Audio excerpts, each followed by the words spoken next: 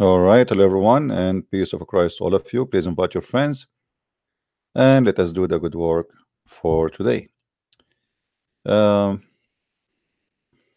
as you see the title of my video, that not a single Muslim he knows what Allah is. It's very funny that we hear Muslims keep talking about God, Allah, Inshallah, Alhamdulillah, Bismillah, but not a single one of them knows who is this God Allah.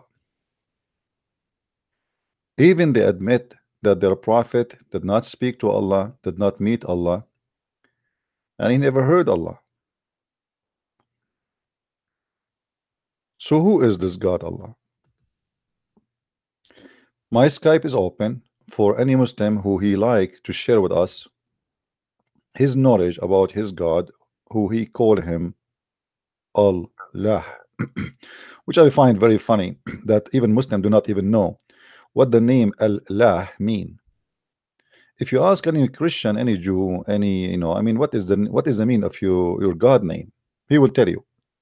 The only ones and the only religion who the followers of it do not know what Allah mean is, or let us say what the name of their God mean is Muslims. And here this is telling us that there is something wrong about this cult.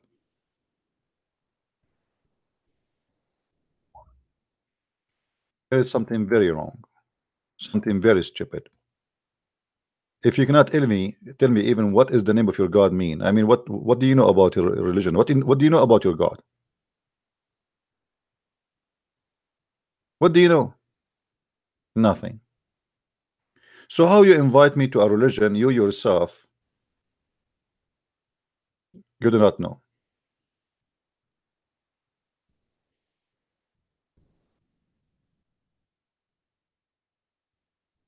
A Muslim, he just texted me. He said, I challenge you to produce a Quran like this. I mean, look how silly. Look how silly the challenge is. Call me. Call me and let us see.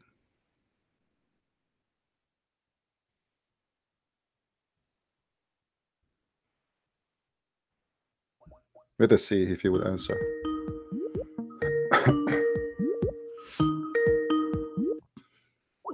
He will not answer. He will call in 5 minutes. 5 minutes each. He wants 5 minutes each. He will put conditions. Yeah.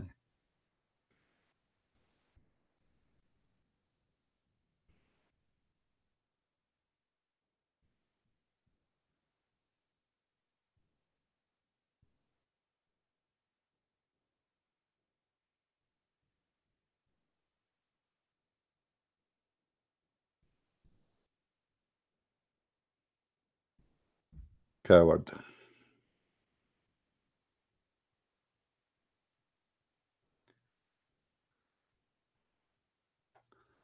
Let us call him again the coward. He is not answering.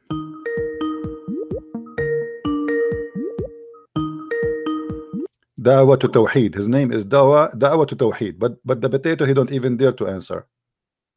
And look, he's calling me names now. First, he texts me saying, a challenge to debate. A challenge to debate. You run away. 5 minutes each.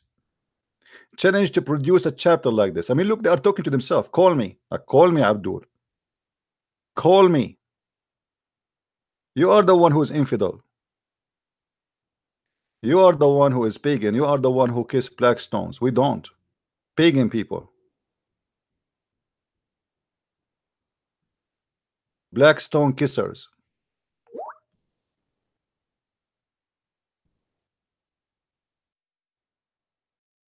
Anyway, ignore him. He sounds like a kid.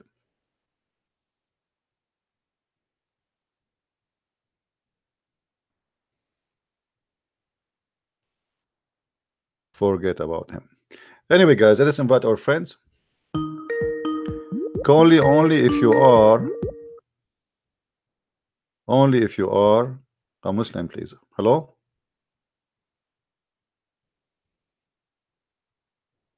Okay, I think the audio is not working.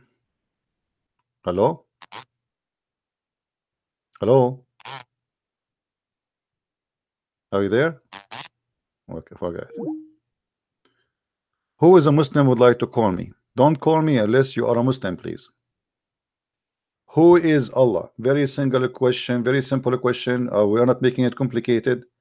Don't tell me that you worship God, but yet you do not know who is He. Who is Allah? It's very funny that the Muslims, they call others pagans when they are the one who kiss a stone. They bow down in front of a stone and they believe it's a holy stone. Hello? Are you there?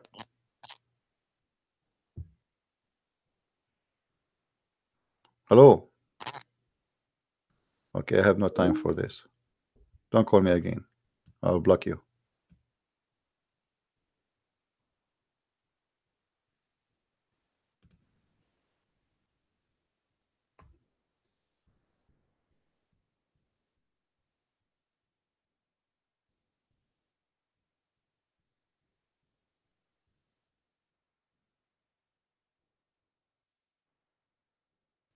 Any Muslim?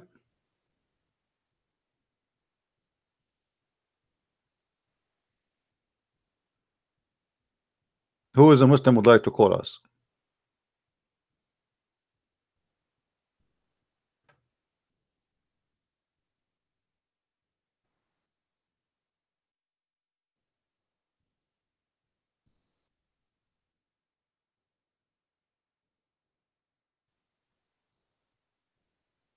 Anyone?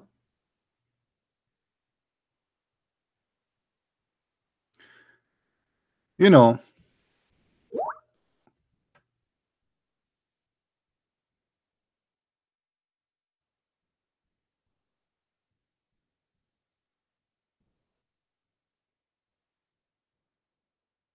one more time, I will try to call him.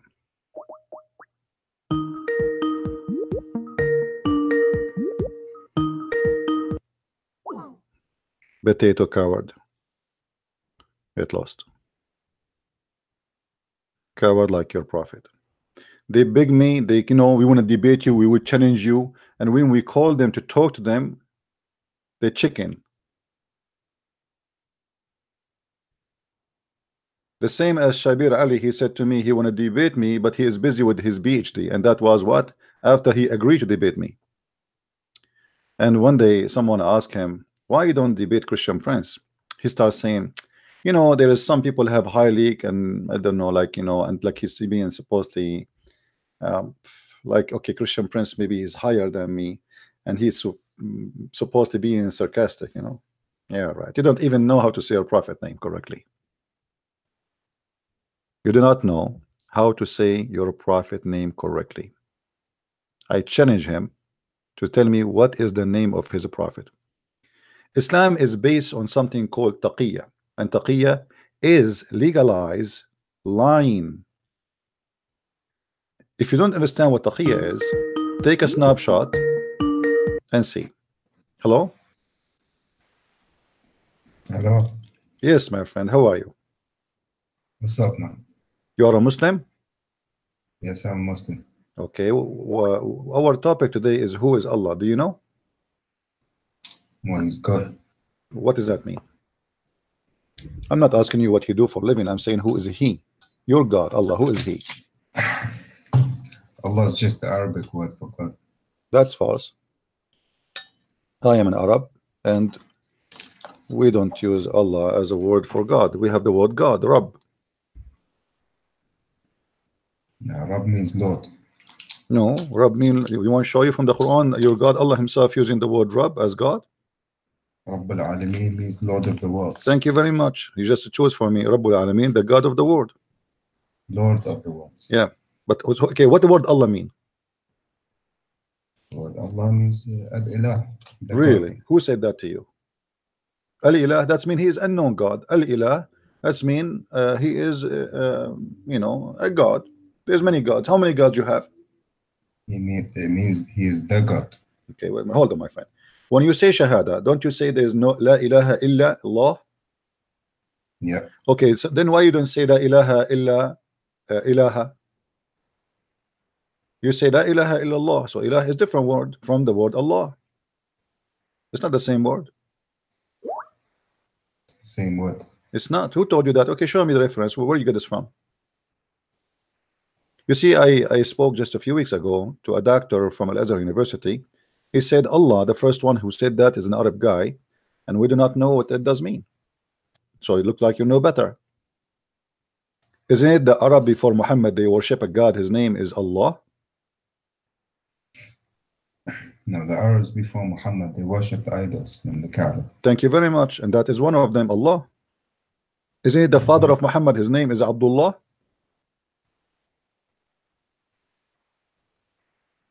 How his name is Abdullah, but he's not a Muslim? You just said to me that the Arab before Muhammad, they worship idols. Okay, your prophet name, your prophet father name is Abdullah. How he became Abdullah unless Abdullah mean a slave of an idol, his name is Allah? You're the one who told me, remember, that before Muhammad, Arab worship idols. After Muhammad, Arab don't worship idols. So whoever before Muhammad, he worship idols. Muhammad, he never saw his father, he never met him. Actually, according to Islamic books, Muhammad was born 4 years after his father, which is very normal in the Middle East. You know, look like it's very normal. So what do you say?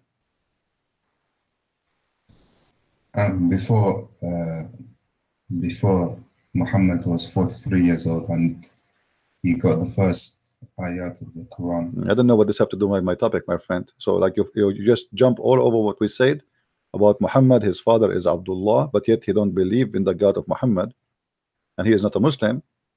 And obviously the Arab before Muhammad, they believe in Allah, and Allah is a pagan God. And you are the one who said to me Arab before Muhammad are pagan. There were still Muslims and more hadith. Thank you. No, thank you. So how there is no Muslim, but yet Muhammad father, his name is a slave of Allah? What's the problem with that? Because that's mean he's worshiping Allah. So you are the one who said there is no Muslims before Muhammad. All of them, they are idol worshippers, including the uncle of Muhammad, the father of Muhammad, the grandfather of Muhammad, all of them. And the proof, even the names of the uncles of Muhammad, all of them, they are Abdul Uzza, Abdullah, etc. So their names are the, you know, the slaves of the daughter of Allah, the slaves of Allah, you know. Not all of them were idol worshippers. My friend, all of them, they are. You are the one who said that to me. You said to me, you are the one. A second ago, you said to me, all the Arab before Muhammad, they are idol worshippers. I didn't say all. Okay, prove to me that I'm wrong. Who is the one who is not an idol worshipper before Muhammad? From his family. From his family, at least. Huh? Many who are monotheists. Who? Not all of them were inclined to idol worship. Do you understand? All of them, they worship idols. No, not all of them. No, who? So why Muhammad's father will go to hell then? How will he go to hell? He said that. Your prophet, he said that. Where did he say that? Can I call a friend? Go on, man. Okay, let me call a friend. Hold on. The problem is Muslims, you know, they got me busted and they ask me questions I cannot answer. Okay, let me call a friend. Is it okay if I give you, if you give me like a month, find it? Wasting your time, seriously. What do you mean? Wasting your time trying to, you know, put out the light of Allah and Islam. The light of Allah. Here we go. Your prophet, he said, my father and your father are in hell. What do you say? Yeah, there's a lot of fabricated hadith. Fabricated. Okay. How you know it's fabricated? Could be. It could be. I know. Actually, obviously, Islam is a chain of fabrication. Anything Muhammad he says, the Muslims look like you're Muslims. You have nothing to do except fabricating stories about your prophet. Because the majority of Muslims, they know Abdullah was a good man. But your prophet, he said he will go to hell. No, that must be a fabricated hadith. But it says in front of me, it says Sahih. Sahih, it doesn't mean correct. Sahih, okay, Sahih, it does not mean correct. Okay, guys, Sahih, it does not mean correct. Okay. So, can you give me a reference where it says that father of Muhammad was a good man? As long as this one is fabricated, forget about this one. We will dump it. We get the idea. Islam, all of it is full of garbage. How is that relevant to anything? Well, we are talking about Allah, you know. So you are the one who said to me that Muhammad's father was a believer, but Muhammad said his father will go to hell. How is a believer? Not only his father and his mother. Like I said, how is this relevant? Okay, let us go back to zero. Who is Allah? You say to me, He is God. Who is Allah? What is that? My God is. You know, who is Allah? What do you know about Him? We only know some things. We can't comprehend. Like what? What do you know about being. Him? Okay, what do you know about Him? We know that He's one. He's one what? First. He's one what? He's the first. First what? The first to exist. The first exist. That's mean He is exist in certain point. Is the first mean he have no beginning or no end, or first just first as before Him there's nobody?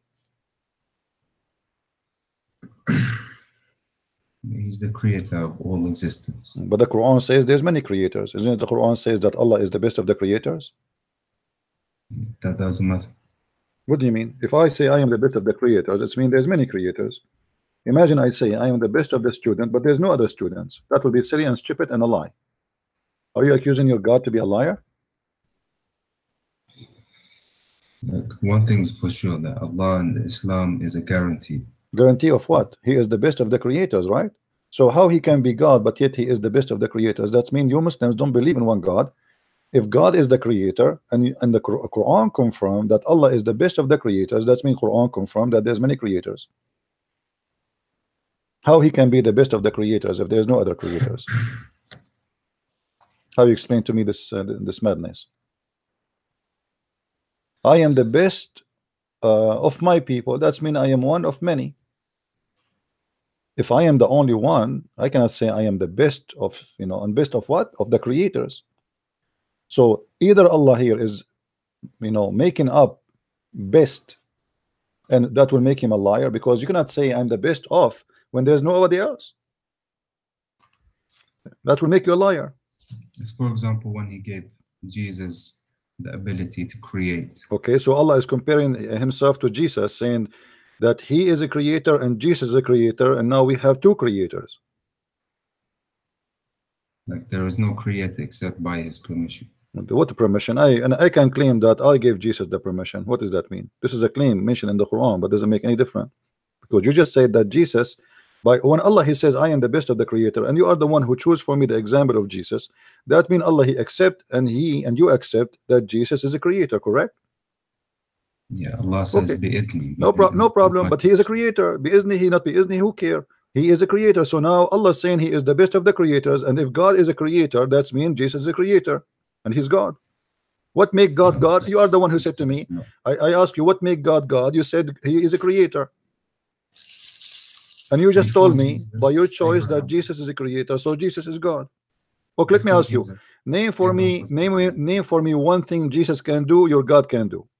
As an example, Jesus, He can create. What is the proof that your God, Allah, can create?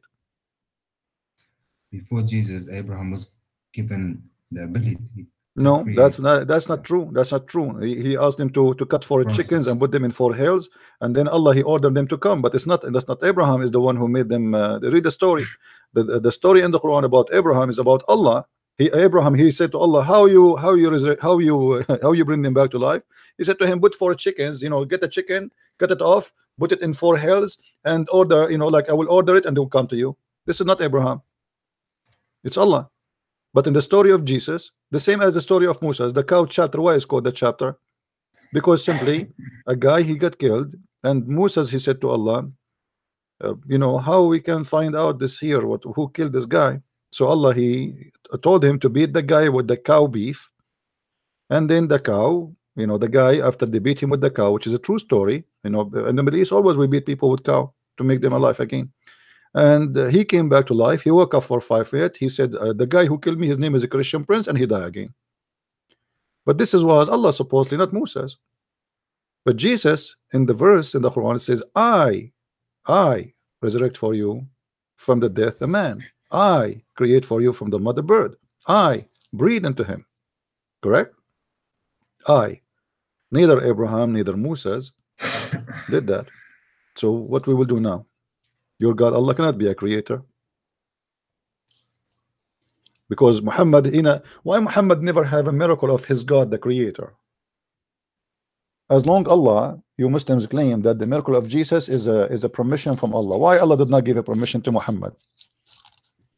Do you Christians deny that all the prophets and messengers taught monotheism and worshipping only Why one you are God? changing the topic? First of all, you don't believe in monotheism. Here we go. Allah is the best of the creators.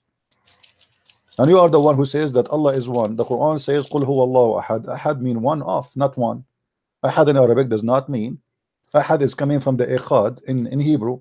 And ikhad does not mean one as person. It's one as unity. As an example, the Bible says that the man, he leave his family and he will be one with his wife. Ikhad. So there are two people, they will become ikhad.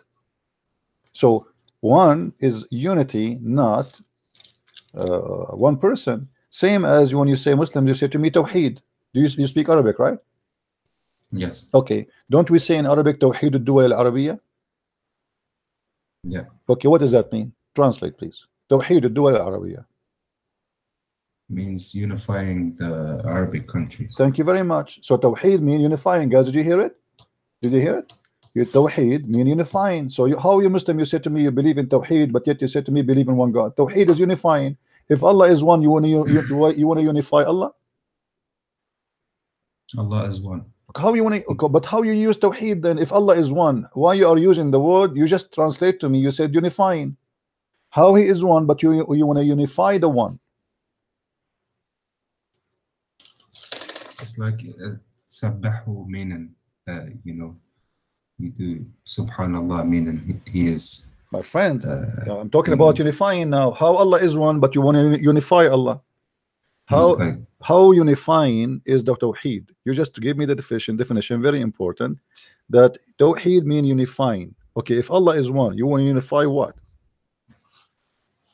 Unify Him because some people they divide Him. Oh, some people they divide Him, so you want to put Him together. He is already together. But so why you are using the word Tawheed then? To correct those who say false things. No, my friend, no. You said if you believe in Tawheed, that's mean we believe in unifying, not in the oneness. You see, the Muslims, they fool us and they say to us, we believe in the oneness of Allah, but in fact, they believe in Tawheed. And Tawheed, you are the one who told me what Tawheed mean, unifying. You cannot correct people by unifying God who is one already, unless you are agreeing with them. Every time human beings, no problem. Every time human beings they say false things about God, He sends messengers to correct them. Okay, that's wonderful. Okay, Allah, He sent messengers to correct a human being who say false stuff about God. Okay, what about Muhammad? Did Allah send any messenger to correct Muhammad? Muhammad was sent by Allah. Okay, but who is the one who Allah sent him to correct Muhammad? Because Muhammad, he fabricates many stories about Allah. Isn't it? There is a chapter in the Quran, it's called a chapter of At-Tahrim. Allah, He said to him, why you are forbidding what I ask you not to forbid, what I made lawful for you? He made mistakes and God corrected him. But a second ago you said to me that Allah, He sent prophet to correct us. But in the case of Muhammad, he is the one who made the mistake and he is the one who correct himself. So you are breaking the rules now. How he is a human being, no problem. He is a human being, but that's mean he is not a qualified, because he is breaking the command of Allah and he is doing something wrong. And Allah, here we don't see any prophet sent to correct him. Let me ask you. Let me ask you. Okay. They don't sin. No problem. They don't sin. So the Quran. Are you saying the Quran is lying? Because the Quran says your prophet is a big time sinner. No? What does it say? You just said the prophet don't sin. Isn't it the Quran says that your prophet is a big time sinner? No, it doesn't say that. Really? Okay, let's see. This is Quran, chapter 48, the chapter of Muhammad al-Fatah, verse number 2, that Allah may forgive to thee the sin which in the past and which to come. Allah giving Muhammad an open license for sin.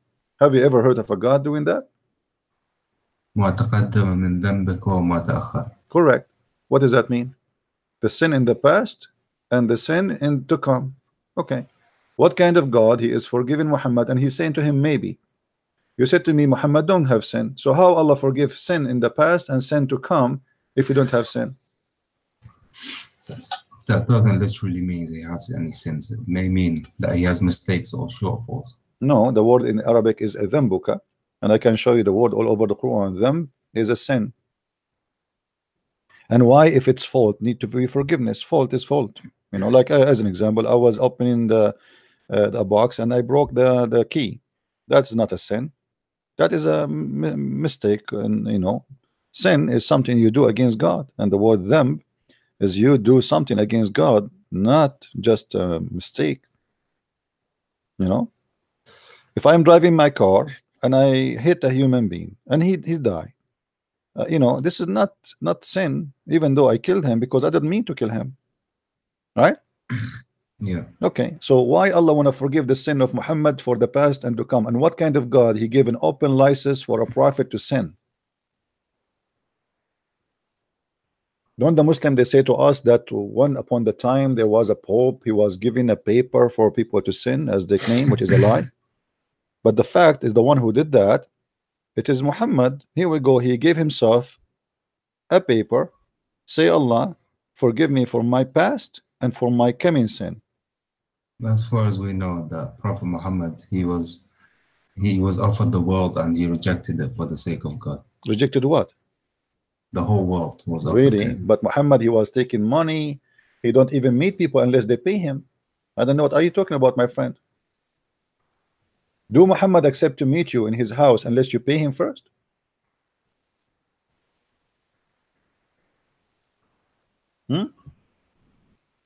He don't accept. Muhammad was hospitable. People would eat in his house and then leave. The Quran says that, and God is telling My them, friend, those are not his just the gang. Quran, Why he no, he told them go right away, because he don't want them to stay and eat more. That's all. Okay, why you are asking them? Why you are asking them to leave? Why you are asking them to leave? Because there's a lot of Muslims. If all of them want a conversation after a meal, then it would be annoying. So, but why you have to pay Muhammad before you meet him? Who said that? The Quran. What Not is it? true. Okay, can I call a friend? There may be verses about spoils of war and stuff like that, but no. Did you say your prophet, he takes spoil of war? Why? He's a thief? No, that's how it is. That's how life was. Oh, okay. So he make living from a spoil of war. What your prophet business? What he do for living? There was a point where he was trading in gold. He was trading in gold? Yes. Okay. And where we can find the reference for that? From his wife's gold, from Khadija's gold. So he married an old woman because she is rich. Thank you very much. Now here we see Muhammad, he have a lot of gold, as you see, and yet Allah, he told him, take from their money, from their wealth, and by doing that you can purify them and pray in their behalf. Have you ever heard of somebody, if I pay him, he pray in my behalf and he purified me? What kind of God and what kind of prophet? Why I need to pay Muhammad so he will pray in my behalf? This is what false people do, like false priest. You know, if a priest, Christian priest, he's a scammer, he's a liar, he will say, okay, pay me and I will pray to God forgive you. You know, this is what scam do. So Satan people. Why you're a prophet? He need your money to pay him in order to pray in your behalf. I never heard of such a thing before. What do you think? We can change the translation for you if you want, by the way. I'm not sure which one you like most. We believe in Islam that when you give in charity, that this purifies yourself. What's the point of this charity, my friend? This is not a charity because you are paying to the prophet. Charity, No, you give it to the prophet. Charity, no. Charity, Muhammad, he have 13 wives. Who is the one paying for the 13 houses? Who is the one? What kind of salary this guy he have, to the point he can afford to have all the slaves they have? Each wife, she have many slaves. Each wife, she have her house. Each wife. Cultures. So yeah, well, I need to know where he can. Not everybody can afford 13 wives, my friend. Can you afford 13 wives? Can you? No, my friend, no, still the same, because you have to pay dowry. It's very expensive and nothing changed. He's the prophet of God. He's special. Like he's not like. Okay, where is the money coming from? Where is the money? He's a prophet of God. Where is the money coming from? He is a prophet of God. The money's coming from from the army, from the Islamic from the state booty. that So was- Muhammad attacked the neighbors so he can have more wives, Yes. right? They Okay. conquered Mecca and they Okay. became Thank you. powerful. Zagai, did you hear it? Yes. Yes. Yes. Okay. So what's the problem with that? Okay, he conquered the neighbors, he steal their money, he steal their goods. Even the Muslims, they accuse him that he stolen underwear. Is that correct? He conquered the Arab pagans that kicked them out from Mecca. First of all, nobody kicked him out. This is a big fat And lie. he forgave them No. after he conquered No, this is Mecca. his That's family how- anyway. Those are that's his how a family. good man No, my works. friend, this is his family. Forgive who? Quraysh is his family. All of them are cousins. He It's a, forgave the Arab pagans, even the one who killed his own uncle, the black slave. my friend, Muhammad, he killed everybody, everyone. When he entered Mecca, he said there's 4 people have to be killed, even if they hang themselves in the Kaaba. 4 people have to be killed. You know, he's an angry man. He hate everybody. The rest are his family. Now let me ask you, did Muhammad cut a woman to pieces when she's alive? Her name is Qirfa. Where are you getting these stories from? Well, you want to challenge me to show it to you? Sure. Okay. Give me a second. Can I call a friend?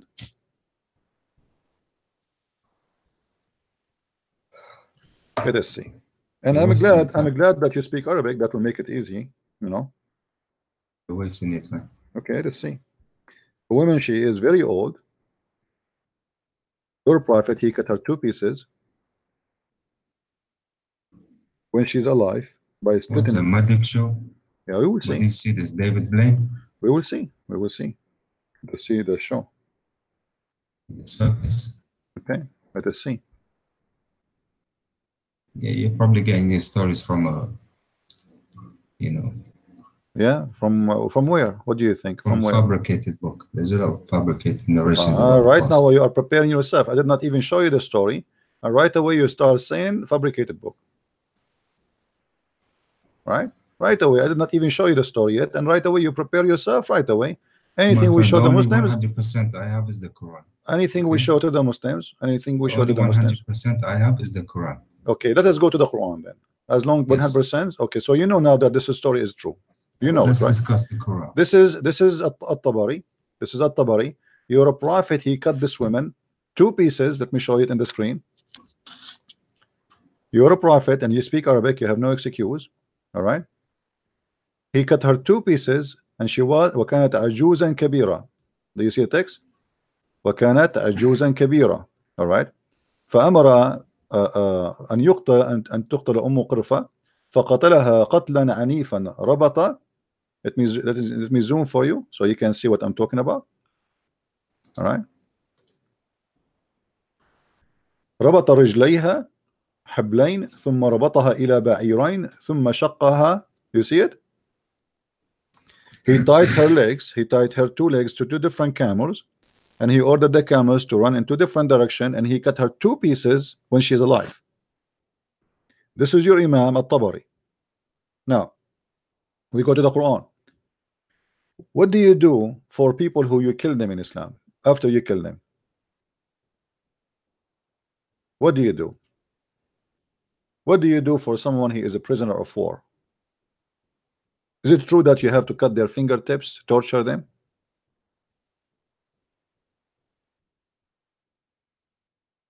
Are you there, my friend?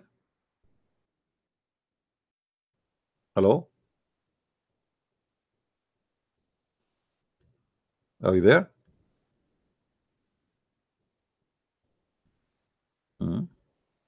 Hello? What happened? Hello? Hello?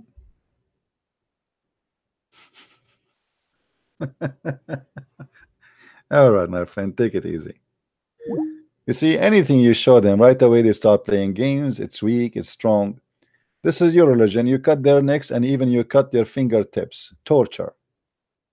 This is the prophet. The Muslim, they keep saying to us that Allah is all merciful and Muhammad is all merciful. And then when he captured his enemies, and I can show you actually, Muhammad, he put nails in the eyes of people and he crucified them and he cut their hands and their feet. Yes, Mr. Mustafa. Hello. You hear me now, huh? Yes, I hear. All right. Do you see the verse in the front of us, chapter of 8 Al-Anfal? Does it say that you have to cut the fingertips of the enemy after you cut their necks? You're talking about the thieves. This is not about the thief. This is about the attack. You know, the enemy. You know, الذين كفروا الرعب الذين كفروا, not the thief. فاضربوا فوق الأعناق واضربوا منهم كل بنان. Why you wanna cut their fingertips after you cut their neck? What the point?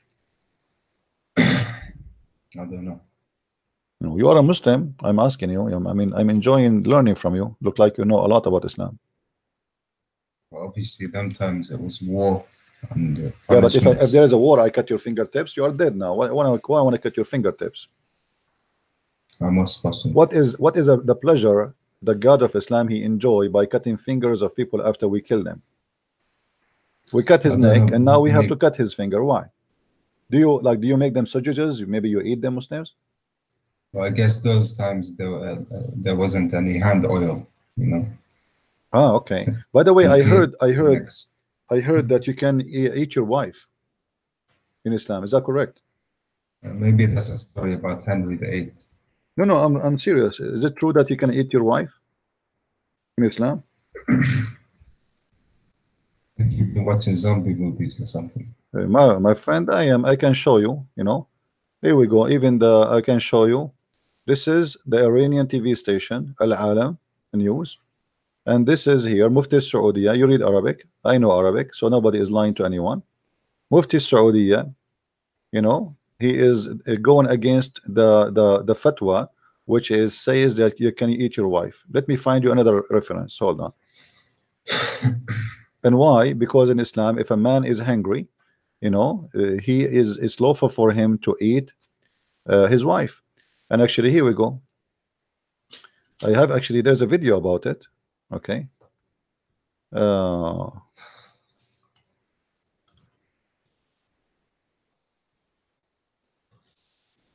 After people, they got him busted in the video saying that you can eat your wife.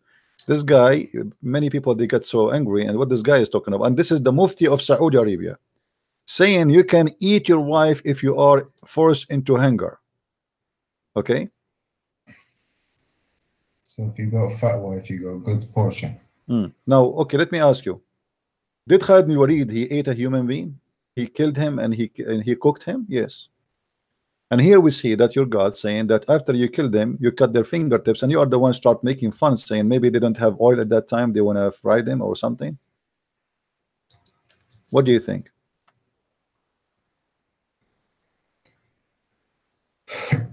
Do Allah eat a human?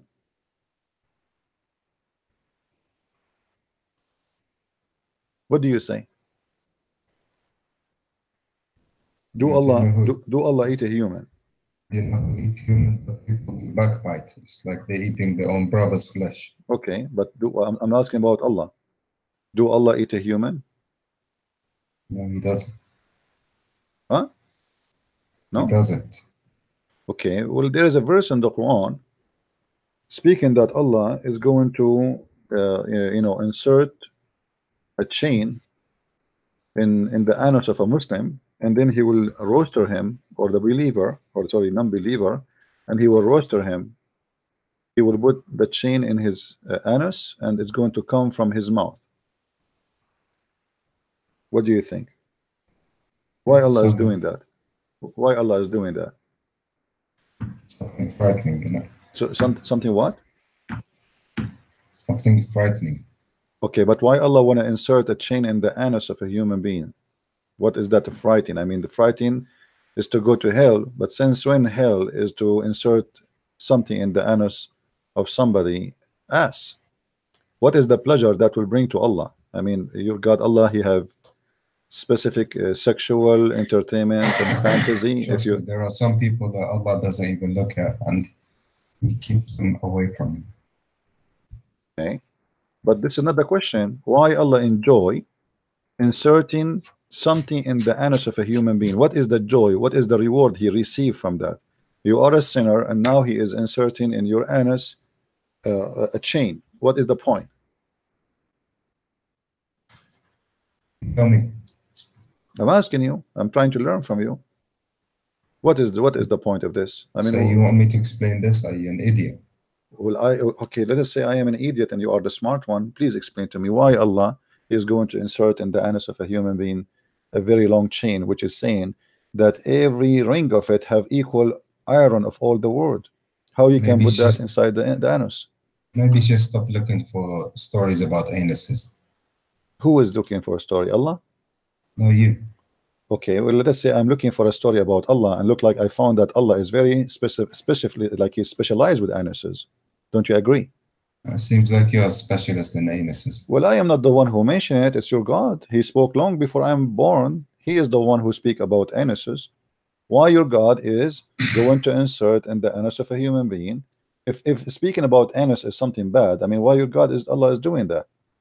And guess what? This is a chapter 69 in the Quran. I mean, this is a miracle by itself. Your God, Allah chose the perfect number to speak about this. You know, this is a miracle. The Muslims, I want the Muslims to make a video about this, because Yeah. how Allah he chose 69 as a number for the verse. This is obviously it's a miracle. He the right choice. So chapter 69. Let us go and see what the verse is saying. All right. Until now, we could not find who's Allah. I'm trying to find who's he, but look like this God. He have really a problem. You know, he enjoy certain fantasy, inserting his fingers or his something in the anus of someone, and he you see, read with me here carefully. And then fasting him. This is Ibn Kathir explaining the verse. Fasting this guy. All right. Let us be sure that the video is coming right. Okay. Fasting him. Wherefore the length of 70 cubit, so the chain is 70 cubit length. Okay, and then he says every ring it will be equal to the entire amount of the iron is found in the world. If. You see how big the ring of every ring of this chain? This is huge, man. All the iron in the world will not be even one ring of the chain. So imagine. Are you there? We hang up.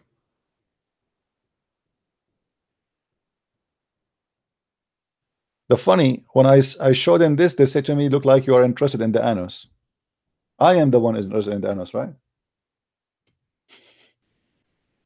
Let me call him back. It's me. It's my fault.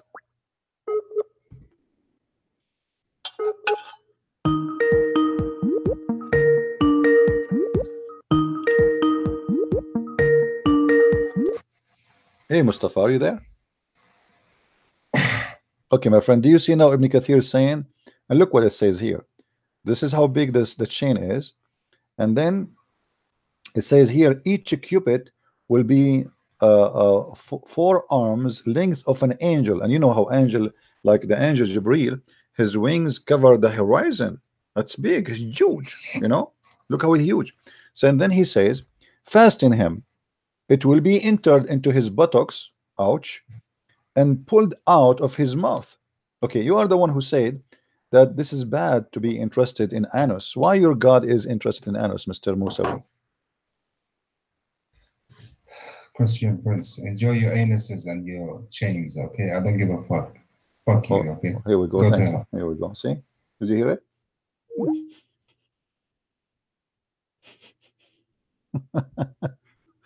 Very embarrassing. You see? Allah is God. Allah is God, but he have a special fantasy. You know, we are trying to learn about this God. He insert in the anus of a human being a long chain. This is God. I mean, God, he like that. If we watch a movie of somebody doing that, how sick we will get watching such a thing. You have to be literally sick. Okay, you want to punish the person. Let us say he is a bad person. He is a criminal. You know, so what is this?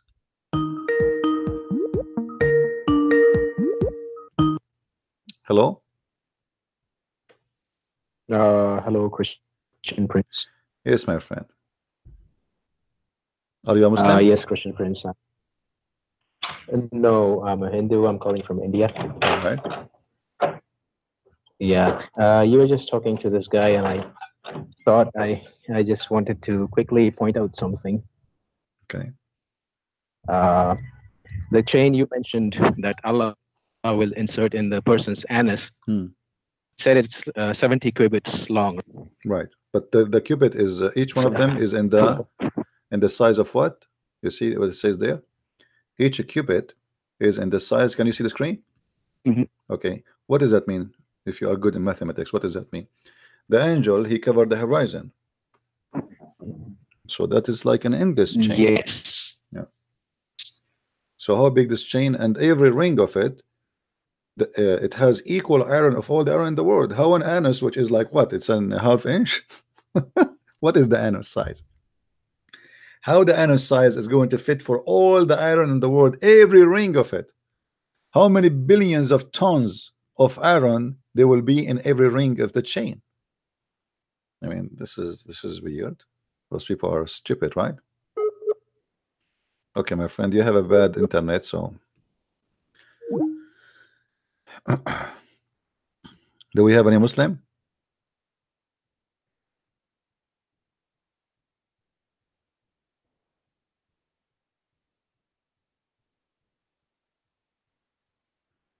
Anyone?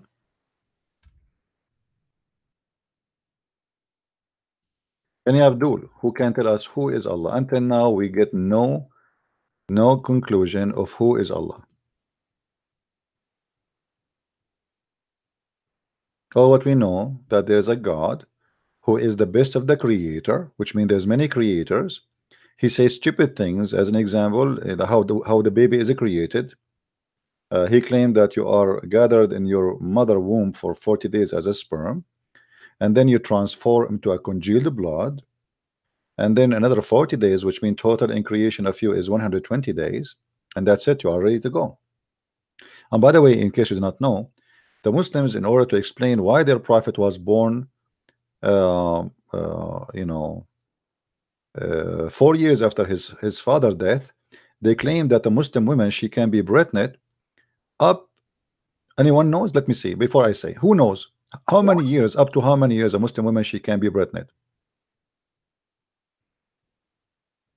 Anyone knows? For how many years a Muslim woman she can be pregnant? 4 years? You are wrong, my friend. 10 years. Thank you. Yeah, 10 years. So a Muslim woman, she can be pregnant up to 10 years in Islam after her husband pass away or divorce her. So imagine you are Abdul, you divorce your wife 10 years ago, and then she call you, Assalamu alaikum. Who that? I am your ex-wife. Why you are calling me now? Come over and pay the bill for the hospital. I just gave birth. What are you talking about? I divorced you 10 years ago. Is it your son? This is not my son. It's impossible. How I can have a son after 10 years of divorcing you? Dr. Zakir Naik, please open the interpretation of the Quran and read with me, Abdul. This is what your religion teach. 10 years after you divorce your wife, she might deliver a baby from you? Okay, what is the proof that this is my son? Give me a proof. First of all, he looked like you, stupid. And he have a beard like you too. There's a guy, supposedly, the Muslim, they want to explain why Muhammad, he is born 4 years after his father's death. This is the whole idea. So to explain why he is born 4 years after his father's death, they start fabricating stories. And Muhammad, he claimed that there is a guy, his name is Ibn Ajlan.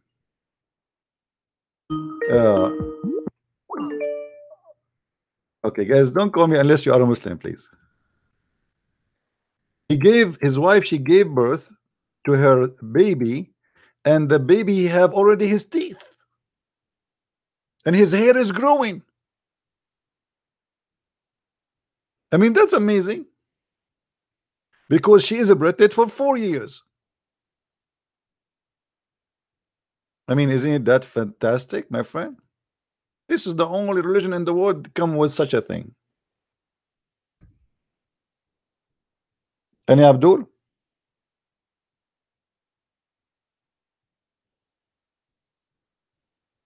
And even actually, some they say that a Muslim woman, she can be pregnant even up more than 10 years. So actually, there is a woman, I think it was in Somalia. No, Somalia. Somalia, I forgot where, in Africa. So the woman, she was accused of adultery because she delivered a son 2 years after her husband passed away. And they took her, the people, they want to stone her. They took her to Sharia court. The Sharia court, they agree that she must be a whore. There's witnesses that guys, they come to her house. And then the lawyer, who is smart, he said to them, but according to Islamic Sharia law, a woman, she can be pregnant even up to 10 years after her husband passed away or a divorce. So the Sharia law, they have no choice but to let her go. And I challenge any Muslim to tell me I'm lying. Who want to do that?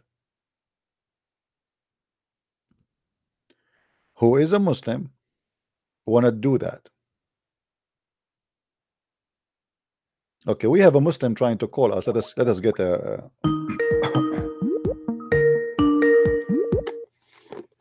why you don't answer? Why Muslims, they keep saying to me, why you don't read this? They text me, but they don't want to talk to me. Shabir Ali doing his PhD. You Muslims are doing what? Your wife, she's pregnant for 10 years?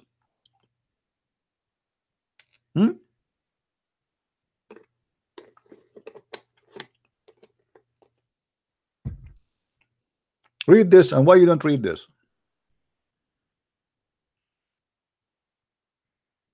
Call me. Answer me. Show me. Oh, a Muslim saying to me, read this, explain this, don't call me. Okay, my friend, let me explain this to you so everybody will laugh. Remember, it was your mistake, not mine.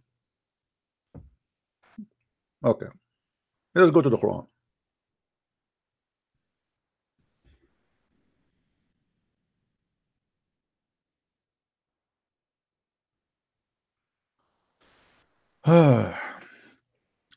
قالوا.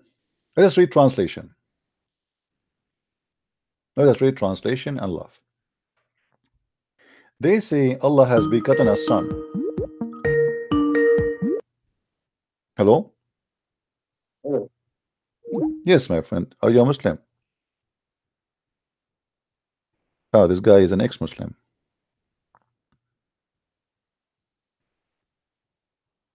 Okay, maybe you can call me later. Let's finish this story here. So this Muslim, he said to us, why you don't read this? Why you don't read this? Huh? Why you don't read this? Why you are hiding this? Say Allah has, they say that Allah has begotten a son. Glory be to him.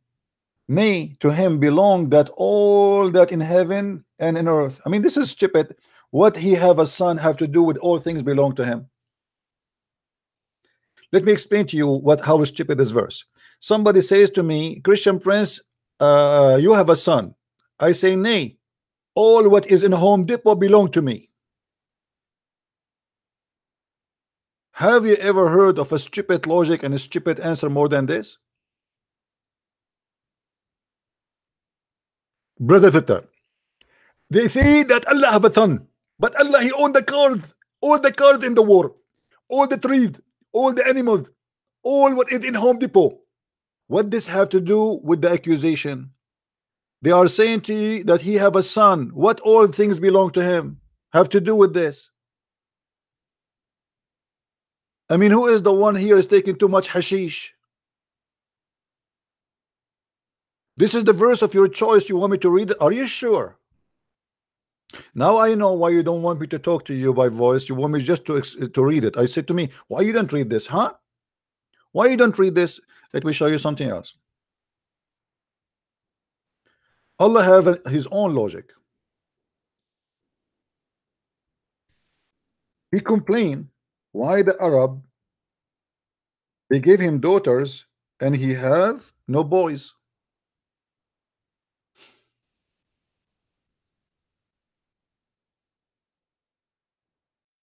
Have you ever heard of a God like this?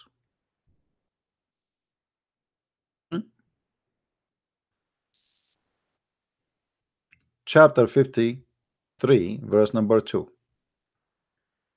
Read with me carefully. Please read. Read. Allah is complaining here. Allah is like a woman. She is like, what? Like what? This is not fair. Look, for truly did he see the signs of Allah, the Lord, the Creator. the greatest. Have you seen Al-Lat and Al-Uzza? And this is, by the way, when Muhammad he started reciting satanic verses, and the shaitan he put in his mouth that their intercession is a must.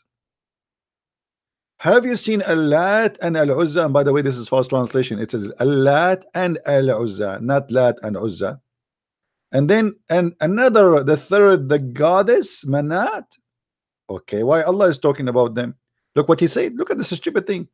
What? For you the male sex and for me the female? Like what? It's like two women fighting in Walmart, and one she is taking all the toys, which is a male gender, and the other one she is saying, what? You take all the male gender toys and you leave for me the female? This is for sure unfair division. This is God talking. What is your God complain here? He complained that they took for them the male and they gave him the female, and he's saying this is unfair. I am really upset. This is unfair. You take the female, you give me the female, and you take the male for you.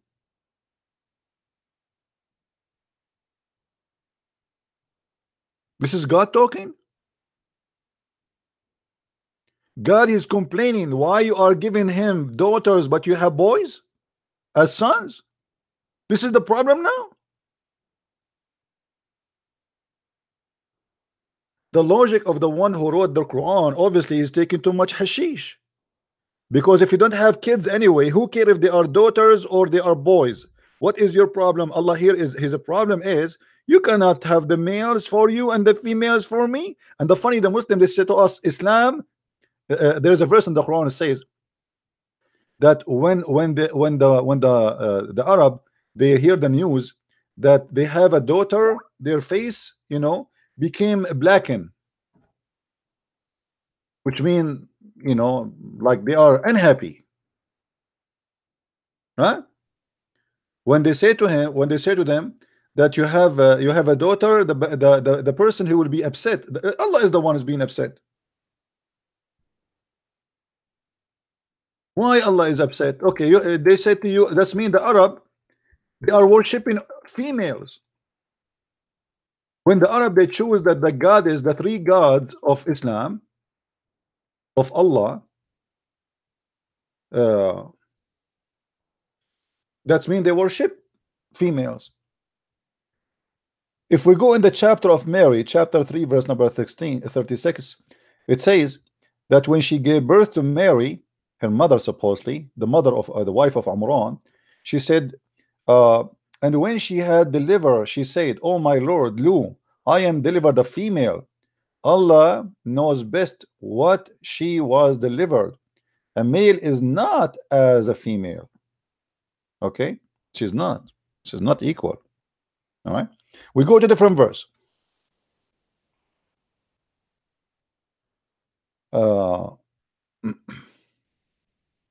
In chapter 4 verse 117, the Quran confirmed that the Arab not only they do appreciate females, but they worship them.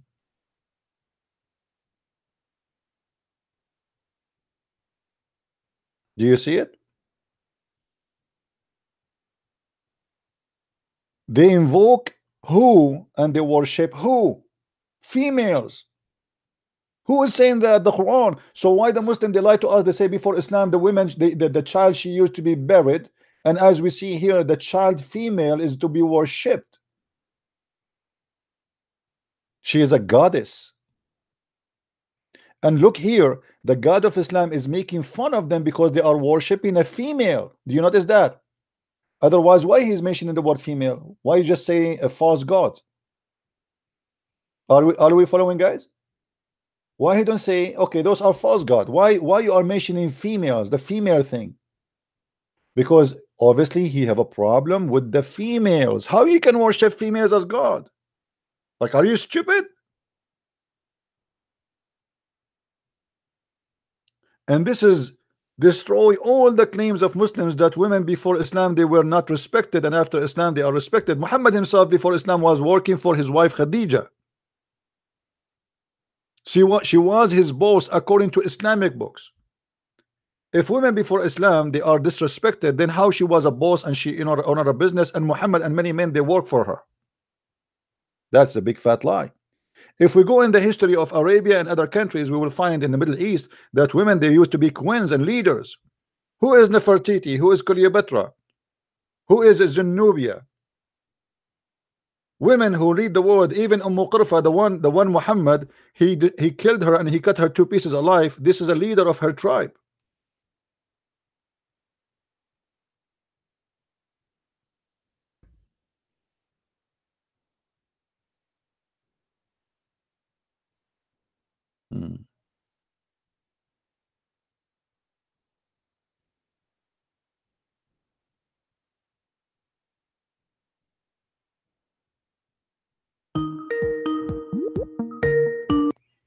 Hello? Hello? Are you going to talk, Mr. Yassin? Are you there?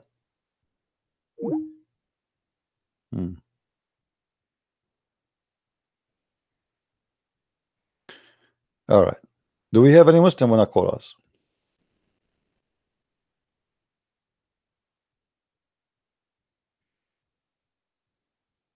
Anyone? And you know the funny about Muslims, if Allah have a kid or not, the Quran says if Allah have a son, so say I will be the first to worship. Hello? Hey, Christian Prince. Yes, my friend, how are you? I'm fine. Are you a Muslim or ex-Muslim? I left Islam. Yeah. Wonderful, wonderful. What happened? Oh, you will not what? Are you kidding me? You left Islam so you will not have versions no more? Yeah, man. Can you send me your versions, please? I mean, you don't need them anymore. You want versions? You have to believe in Allah, my friend. Okay, we can believe in Allah for 2 weeks. You go vacation, have fun with the version, and come back, and then we leave Islam. Yeah, that's it. So, what made you leave Islam, my friend? I mean, if I looked in the life of Muhammad, I said this guy cannot be a prophet. What do you mean? I mean, Muhammad is a very respectful prophet, man. What are you talking about? You must be kidding me. Yeah, according to the Muslims, he's perfect. But actually, according to the Muslims, he's horrible because all the reference we have is from Muslim books, isn't it? Yeah. I mean, I was so stupid. I've been born into the religion, but I couldn't take it anymore. So much lies and. Yeah. So what happened? How you decided to leave? If you like to share with people who they are listening, you don't need to give personal information, but like share some general information. Like what make you start thinking about leaving this cult? I mean, you have to definitely read the hadiths. That's right. is definitely a big changer, and stop listening to these imams. Just look into yourself, into the sources.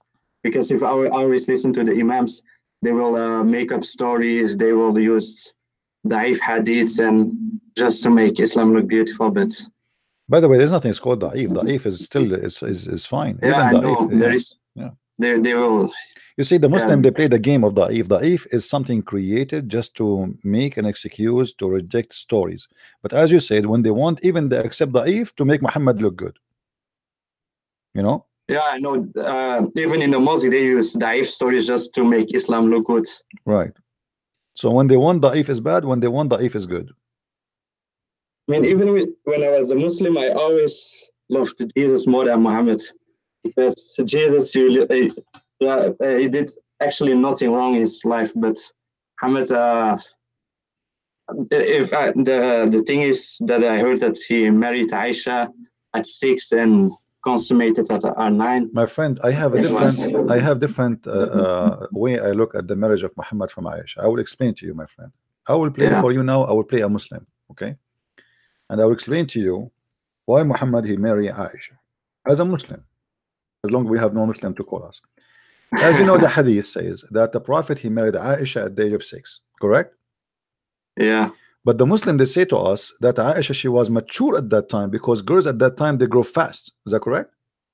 Yeah, sure. Okay, so what happened? It's the heat from the Middle East. Yeah. So what happened? This is what happened according to my special intelligence. Muhammad was a very naive person. He's 54 years old, but he don't even know what sex is.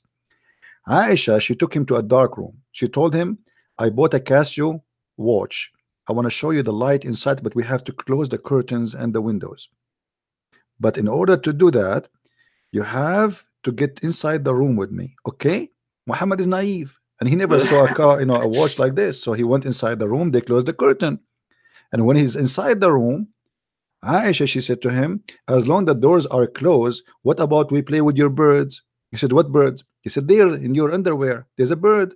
So we let him go, and as long the windows are closed, he will not run away. Muhammad, he took off his panty. So this is how Aisha, it was the fault of Aisha. Muhammad is a decent man. He have no idea what Aisha she's planning for. She's mature. She's horny at the age of 6. Women in the Middle East at the age of 6. I am from the Middle East, my friend. Women at the age of 6, they are very dangerous. Very dangerous, Actually, when you see a girl at the age of 6 in the Middle East, you have to be worried about your safety and your life, and you'll be raped. So Aisha, she played Muhammad, the poor guy who is 54 years only, and she is 6 years old, which means she is mature and she know what she is doing. And the poor guy, he became a victim of rape, and that is the first prophet who was raped in history by a 6 years old girl. True story. Very naughty Aisha.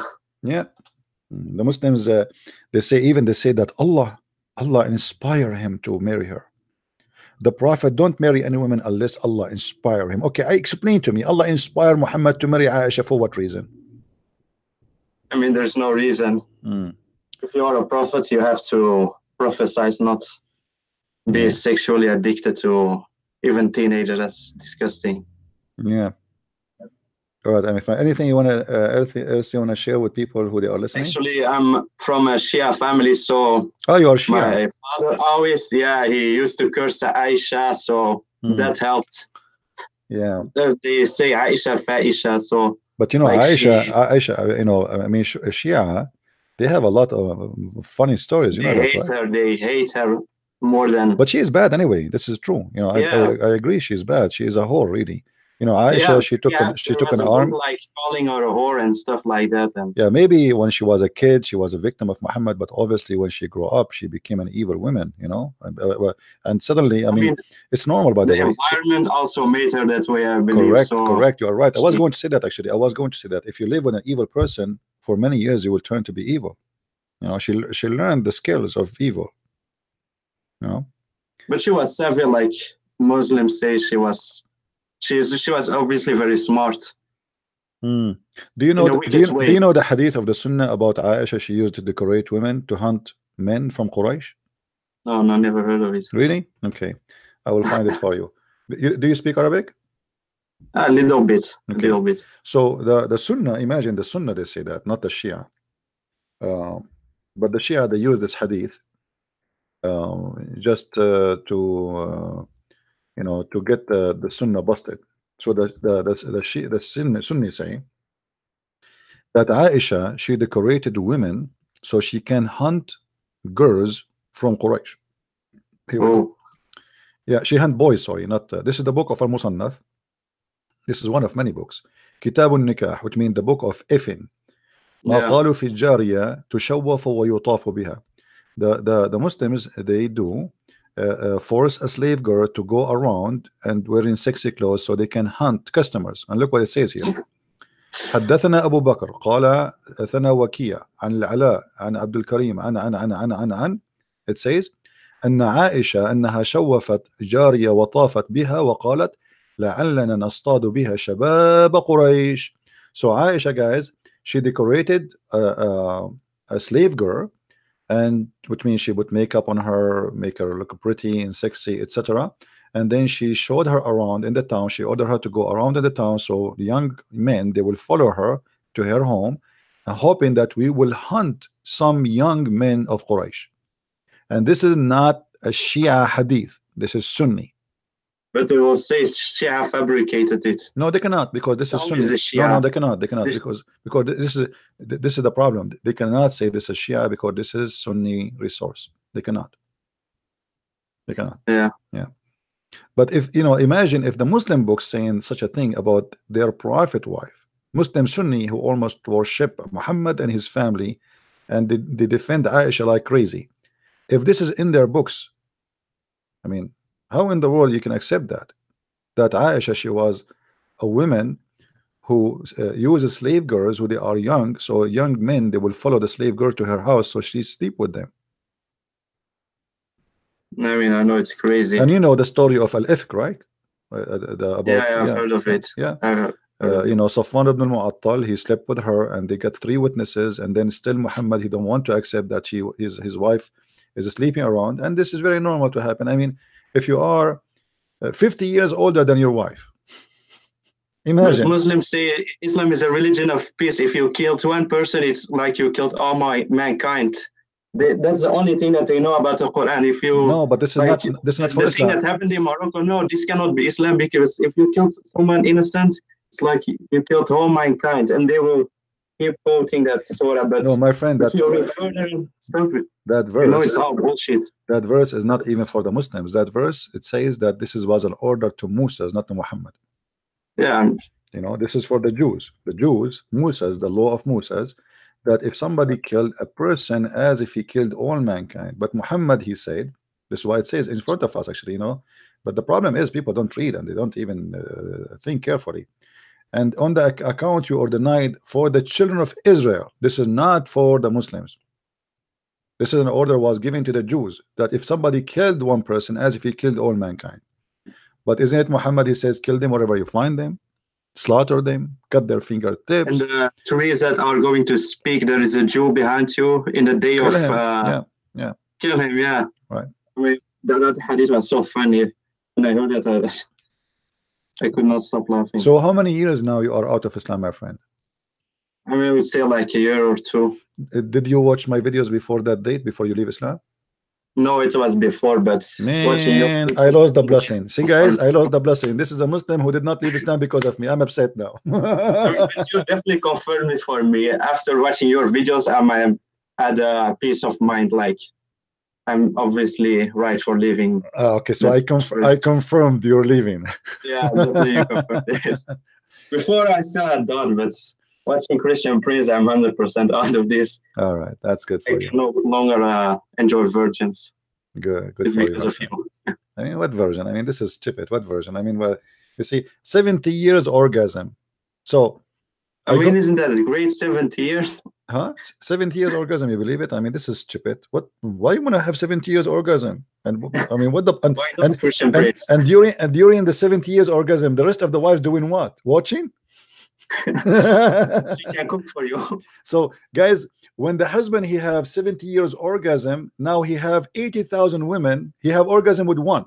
Okay, that's mean there's 79,999 women. They are waiting for him for 70 years just to finish his orgasm. And they come like next year, husband, are you finished orgasm yet? No, he's going like, okay. And they come the year after, they come 10 years after, 10 years, 15 years after, 20 years after, 30 years after, 40 years after, 50 years after, 60 years after, 70 years, if he's done. All right, Christian Prince, I have to thank you because I still have to do some tasks. All right, my friend. But I sent you a video like from a animation that they made about Allah and Muhammad in Arabic.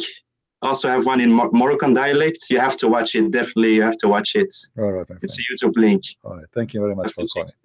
Take care. Yeah, take care. Bye bye. Oh boy, orgasm for 70 years. I mean, why Allah is being cheap? Why don't make it 100 years? I mean, what you will lose? Just only 70 years. That's not even fair. I mean, we men even will not even feel it. 70 years only. Are you stupid or what? Make it 70 million a year. What you will lose? You are Allah. You can't do anything. Make it 70 million a year orgasm. What's wrong?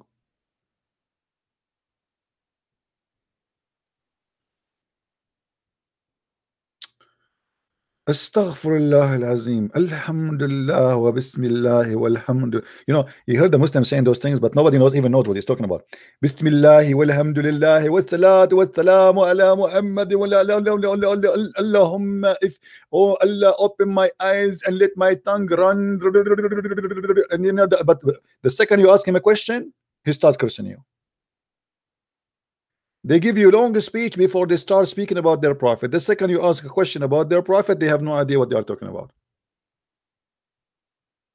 Do you remember yesterday, the first program in the morning we have? There's a guy, he called me in the beginning. Let me go there. Hold on. Let me go there.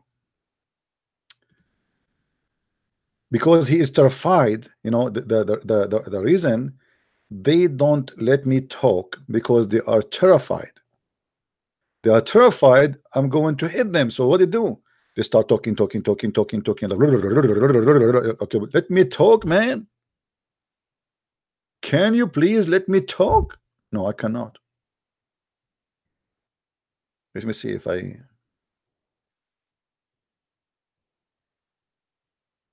hope my internet is not going to be slow.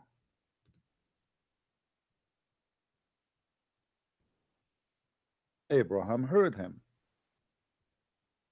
Let us see. When this guy, I want you to swear like your God, Allah. Here we go. Abdul, no problem. But however, I want to focus today. He will call me now. Here we go. Okay, look like we have a Muslim. Hello? Hello? Okay, how voice? All right, hold on a second. Oh, maybe this is not the guy. There's other one. But I know one, by the way. Okay, my friend, do you hear me? I can hear you. How are you? All right, I'm all right. What do you want to say to us, my friend? Actually, first of all, and you are Arabic, I think. I want to actually. You notice right away how nervous his voice is. He is terrified. He is in Paltalk, and he wanted to show the girls in Paltalk how he can call a Christian prince himself. I will call him right now, and you will see what will happen. Look what happened. To say congratulations for your dead God. Okay. Christmas. For my what? Okay. Dead God. Your dead God. My God is dead? Who said that to you? Who said that to you? Jesus your God or no? Yeah, he's dead, but he's dead. As I know, he's alive. No, he's not alive. He dead naked in your in the cross. Yes or no? Yes or so no? Your prophet was a liar, because the prophet of Islam says he was not. No, I said about your belief. I know, but and I'm saying about your belief too. So what you are saying to me that Jesus is dead, but if you yourself you don't believe that he's dead, so are you lying or what? Okay. Yeah. Okay. So let us make it clear: is Jesus dead or not? Be honest. No. I want you to be honest. Be a man. Be a man. Okay. Is Jesus dead or not? If he is not dead, why not? Why not? Listen to me. If you have balls, okay. I don't have balls.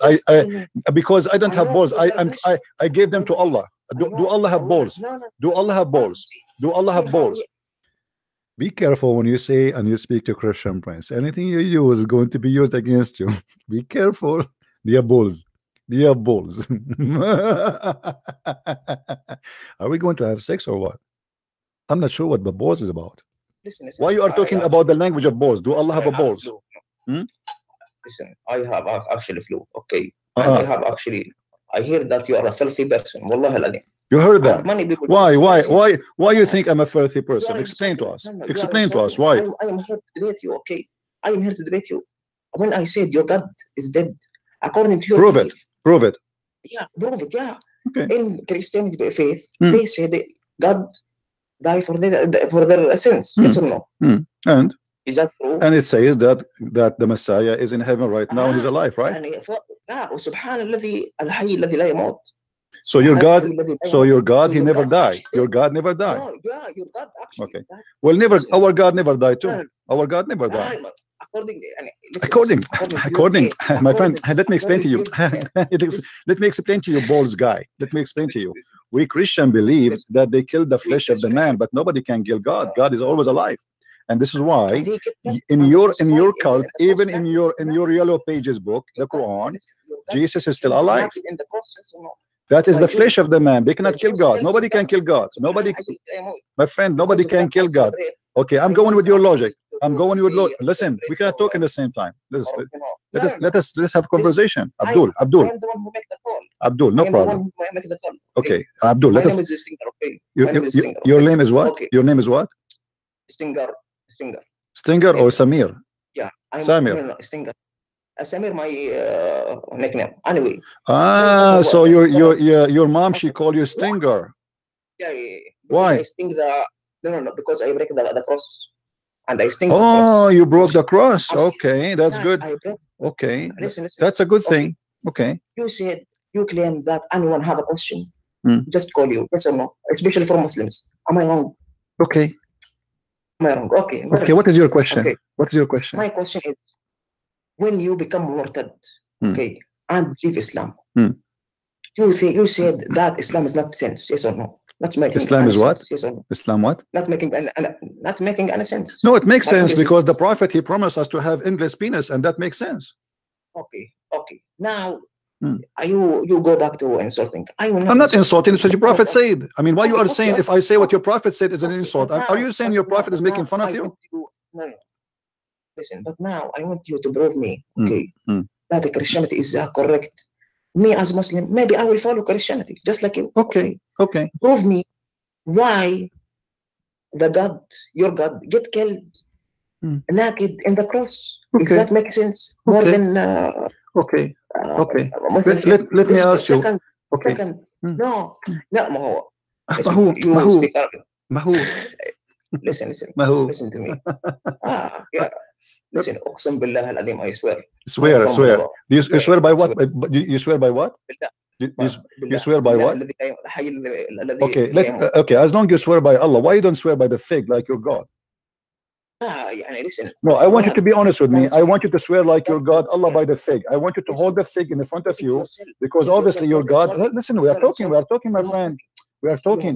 Did your God Allah swear by the fig? Did your God Allah swear by the fig? Why you are swearing by Allah? Are you better than Allah? Why you don't swear by the fig? I want you to swear by fig before we start debating. I want you to swear. I want you to say, I swear by the fig. Please, my friend. Your God, he swear by the fig. Why you don't swear by the fig? Why you run away from my question? I'm not running. I'm just asking you to, in the beginning, before we start, to swear by the fig. Can you swear by the fig, my friend? Can you swear by the fig? Now we all Christians, ladies and gentlemen, in the back talk, by the way. Okay. I am not a gentleman. I am not a gentleman. He cannot even answer my question. Who? You. What the question is? What is the question? You did not ask me the question. My friend, since you called me, you did not shut up. You did not, since you called me, you did not shut up to answer you. You okay, do you want me to answer you? Okay, let me answer you. Are you going to shut up so I can answer you? Are you going to shut up? Are you? You see, here we go. The guys, did he say the F word? Did he say the F? You see, because he is afraid I will answer. You see, he's just there just to say and call names, but he's afraid to shut up his mouth, because if he shut up his mouth, I would answer. Have you ever heard of a God he swear by fig? I swear by the fig and the olive, I swear. Yes, I swear. I swear by the tuna and the sardine, I swear. Yes, I do. I swear by the apple and banana, I swear. Oh boy. You know, when somebody claims to be God and yet he swear by a fig, obviously there is something wrong with this God. I'm so glad that Allah, he never heard of the coconut, because the problem will be, first, he will not be able to pronounce the name correctly, like Paulus became Nunos. You remember the other day we showed you where the guy, the Indian guy, the friend of Zakir Naik, to read for us from Muqatil interpretation, and we find that the name of Bulos became Nunos. Hey Nunos, how are you? I am Bulos. No, you are Nunos. They cannot quote any name correctly. Isa, Jesus became Isa. Mary is the sister of Aaron. Aaron is the son of Umran. Umran is the father of Mary. Abraham is the son of Azar. I mean, it's a messed up religion. Not a single name is correct.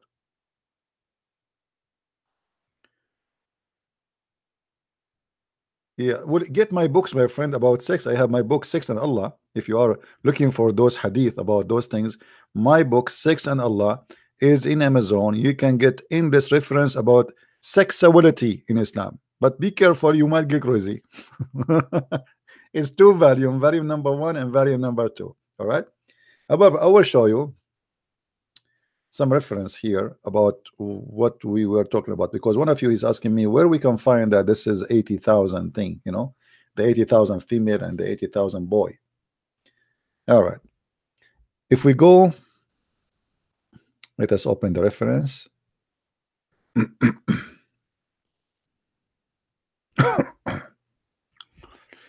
All right, we go to the screen.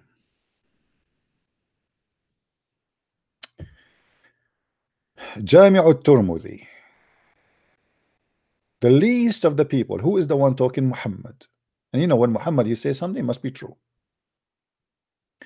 The least of the people in the position is the one. Position of what? Paradise. Which means if you are a really a bad Muslim, this is the least position. With 80,000 servant. And this is one of the hadith, by the way. And shall have 72 wives. And he shall have a tent of pearl. By the way, in the Middle East, all of us, we have tent of pearls. I mean, we will have that. Because we don't like normal tent. It's proven that it is more solid, and you can, like, if there is a hurricane, if you live in Florida now, what is your biggest concern? Hurricane, you know, or tornado or something like that. But if you have a house made from pearl, I mean, that's it. You are safe and secure, and you are good to go. And this is scientifically accurate. You know, look like in the heaven of Allah there's so 80,000 made from a house will fit 80,000 little boy, and it's made from pearl. Okay, let us continue. And then, and Corundum,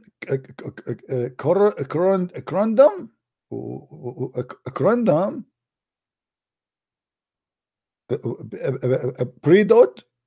I don't know even how to pronounce the words here.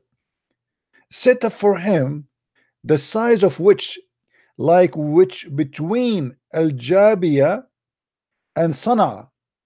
Jabiyah supposedly is a place in the suburb of Damascus in Syria. Sana'a is in Yemen. The room of every Muslim, which is made from pearl, is in the size of like 2,000 miles.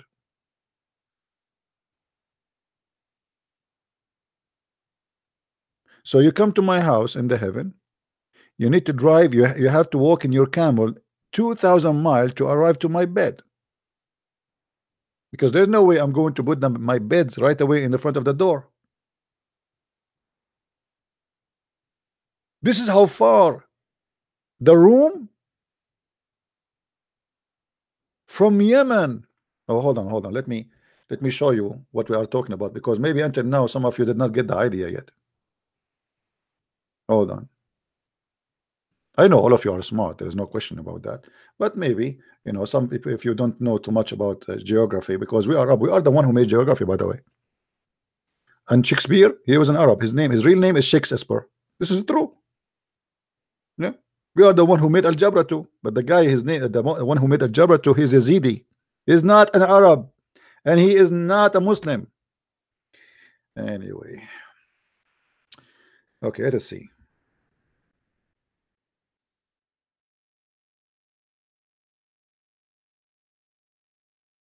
All right, let's use this map and let us put it for you in the screen.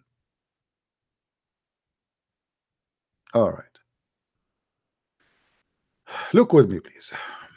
This is the Middle East map. Let me zoom in, zoom out actually, because we cannot take the whole thing. This is the Earth. And now look the size of your room in the heaven of Allah. Brother, you will not believe it, brother. Brother, the size of your room in the heaven of Allah, your bedroom, brother, is going to be from here. Read with me carefully, please. Please. By the way, a Muslim, he said to me, you don't even know how to pronounce anything. I did made it there in purpose. Anything. Ask me anything, not anything, because this like this guy, he just called me. You know, listen how they pronounce thing. They don't say thing, anything. So anyway, your room, brother, is from Damascus. Here is Damascus, all the way to Sana'a in Yemen. I mean, this is small. You know what? I think I have to open Google Earth in order to measure it. Should we measure it, guys? At least we will know the size of our house, so we can, you know, we can order the right furniture, especially for ladies. Ladies, they don't like to go to a house right away. They have to measure the furniture, how big the dining room, the couches. I mean, obviously the house is so small. This is only the size of your house. That only? This is disgusting. I'm really disappointed. Okay, let us open Google Earth. Hold on, because we cannot measure it. The problem with Google Earth, if you do open it, it's slow your internet. But I hope we will not lose too much speed. Let us open Google Earth.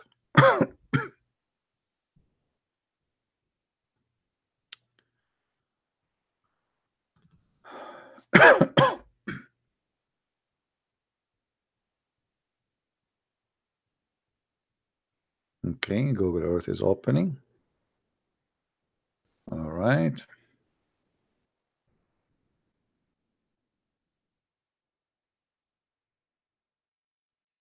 All right, here we go. We are going in Google Earth. All right. Okay. So now we are going to do the following. We are going to measure. This is Damascus. Al-Jabiya is in Damascus. All right. So this is Damascus. We are going to put a mark here. Let us see. Place a mark. Add a place mark. We move it here. And we call it Al-Jabiya.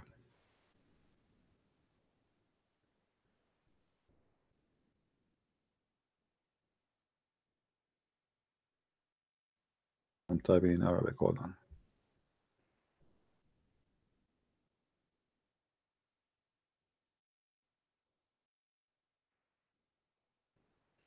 I don't know. It's not giving a name. I gave it a name. Anyway, it's okay. So now we have a mark. And now the mark is disappearing. Okay, you know what? Let us do here. Direction from here to there. Okay, from here. Then we go all the way to Yemen. All the way to Yemen. Okay, this is Yemen. Where is Sana'a? This is Sana'a. To here. Bingo. Let us see, brothers and sisters, how that will work for us, brother. Okay. We are going to do this. Okay, what is the distance? Read with me carefully, please. 2,785 kilometers. Only 2,785 kilometers, the distance between the beginning of your room and the end of your room. And you are telling me that you are not convinced that Allah is God? I mean, what's wrong with you? If Allah is not God, how he can construct big rooms like this for 1.6 billion plus all those who die? And the Muslim, by the way, they can add in numbers. Like a few months ago, they were 1.4. 2 months after, they became 1.6. Wait until the next 6 months from now, they will say we are 2 billion. Just wait. I mean, that's really nice. All my life, I wanted to have a big room. And now I'm really disappointed. I mean, look how big this room. It is Syria, the size of Yemen, and Saudi Arabia, and Jordan, and Israel, and Lebanon, and a quarter of Syria. All together is just one bedroom.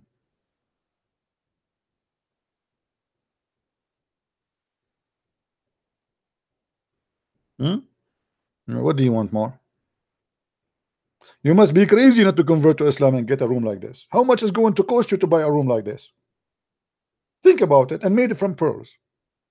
And Allah, you know, not only that, the Quran says that the floor of your room is made from za'faran.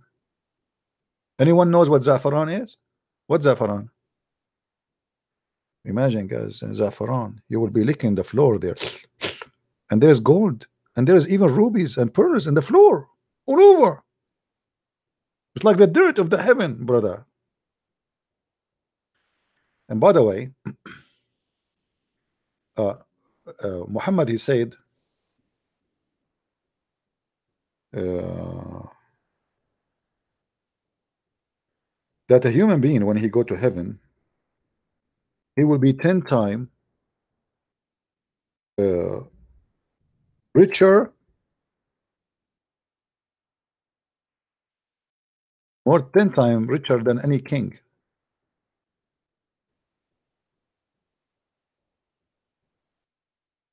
And then I said to myself, who will be 10 times more rich than any king in the earth?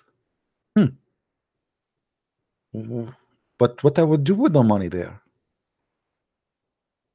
I mean, isn't this is heaven? So are you saying to me in heaven there's someone is Bill Gates and someone he is have no gate in his house? Is that the situation?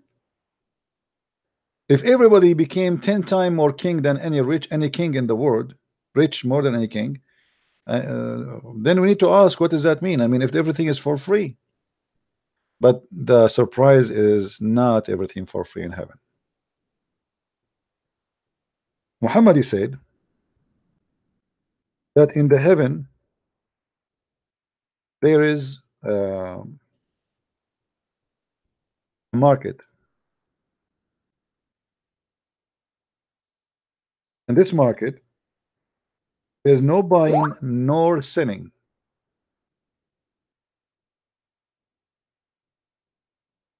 Except magazine. Magazine of what? Magazine have pictures of men and women. And if you like to have sex with any of it, you enter the magazine. But obviously you have to pay before you can get into such a fantasy. Let us exit Google fantasy and go to something more important, brother. Let us see.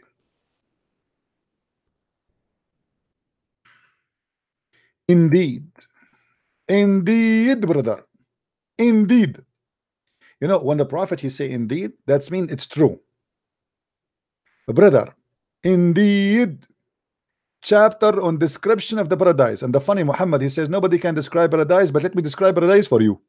So supposing nobody can describe paradise, but Muhammad is giving us details about the size of the penis, the size of the room, the color of the floor, what is in the floor, what is in the couches, what the clothes you will wear, what is the color of the clothes. But yet nobody can describe paradise, brother. I mean, focus with me, brother. Focus with me. Brother, nobody can describe. Do you remember the video of the description of paradise made by the Dean Show? The title of the video is The Description of Paradise. And the guy is coming from Al-Azhar University, and there's an idiot who is a convert to Islam. He is asking him, brother, can you explain to us paradise? Describe it for us. And then the Imam, he says, first of all, the Quran says nobody can describe the paradise for you because you cannot imagine. Your brain cannot imagine. Your eyes cannot imagine. And then right away after he finished the sentence, he said, now let me describe the paradise for you. Like, you idiot, you just said nobody can describe it. You just said nobody can describe it, and now you are saying to me, let me describe the paradise for you. That what I call the special Islamic intelligence. And here Muhammad, he says, brother and sister, indeed in the market, in the paradise there's a market. Question, why in the paradise there's a market? Who is the Muslim? He have super intelligence made, like, you see, I think the brain of Muslims is made from tefal. Nothing stuck there. To be honest with you, look like nothing stuck in their brain. It doesn't matter what you teach them, nothing stuck. It's tefal. Ladies, do you have tefal at home? Non-stick cook? They have a brain painted by tefal. In the heaven, there's a market to do what?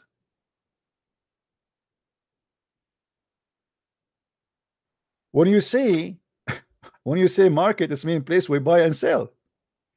All right, let it go, man. Let it go. Tefal brain, tefal.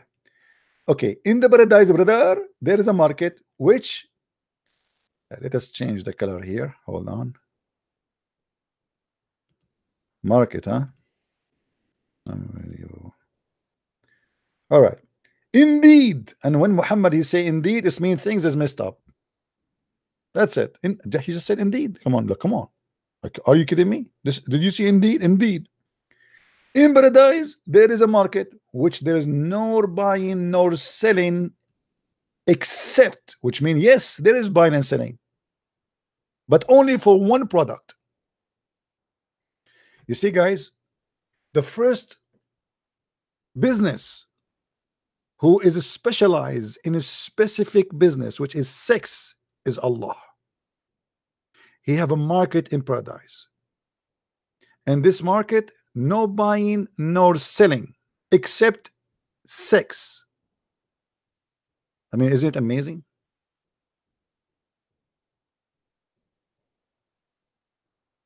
And we continue. Except for images of men and women. Images of who? Men and women? What the heck? Playboy magazine, it was not made by the American, not by the guy, the filthy guy from Los Angeles. It was by Allah a long time before. Look, Muhammad, 1400 years. You see, if I am Muhammad, I will sue that guy because this is my idea.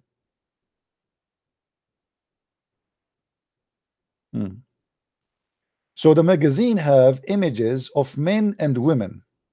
So whenever a man, whenever who? A man, take a note about this, man. We will go back to it. Desire an image, he enter it. If what they call them, those movies, SEF, what UFO, what they call them, fictions movies. You see an image. I saw that in the movie once. Like there's an image, you go inside the image, it became real. Like this, it's called, like, I think the movie is called the Time Travel, something like this. So there is an image in the market, and then, brother, the image you like, you enter it and have sex whoever inside. SCIFI. I mean, why they are making it long? Okay, let us go to the hadith. It's easier to read for me. It's in Arabic. So you see the image, but look, who is the customer? The customer is a man. But the images of what? Is images of men and women. In the heaven of Allah, you will have sex with men. Men, they will have sex with men, and the proof in front of you. Who is the customer? It is a man. Who is the client? Or let us say, who is the one doing service? Images of men and women.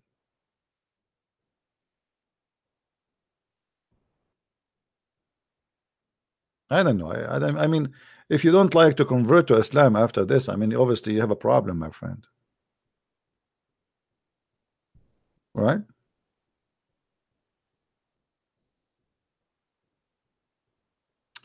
I need to see the hadith of 80,000 wife and 70 years orgasm. Well, yeah, okay, we can show you the hadith, no problem. Are you a Muslim, my friend? Nita? Are you a Muslim?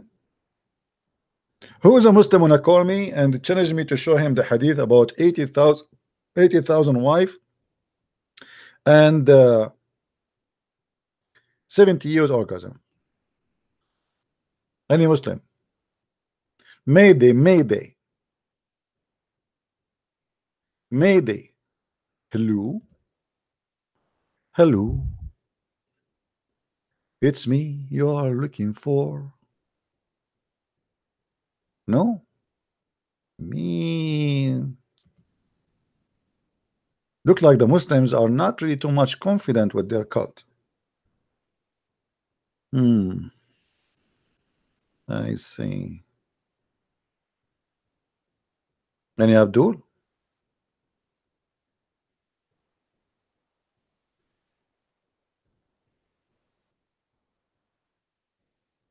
Who is a Muslim wanna call us?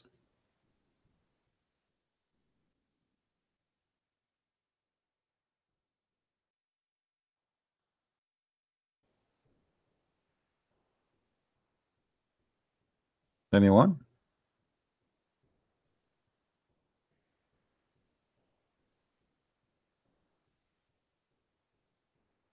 Look like the Muslims are not really too much proud about their prophet.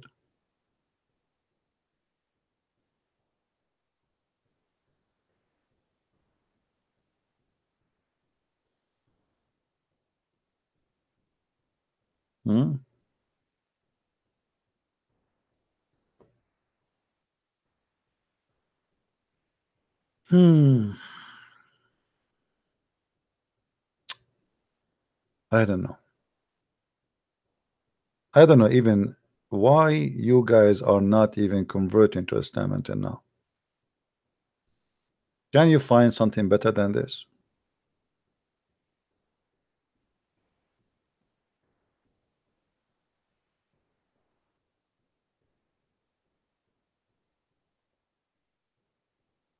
Anyone?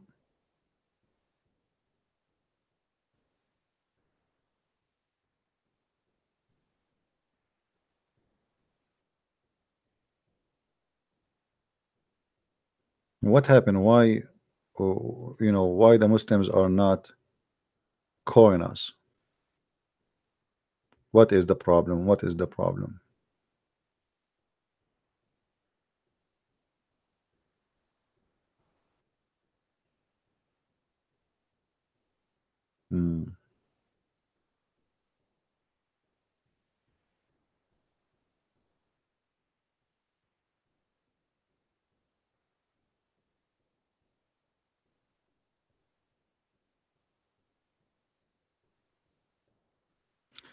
I wish you guys Arabic. I can play some videos for you. Actually, I cannot play, and they will claim copyright over them. But you will see how stupid this cult is.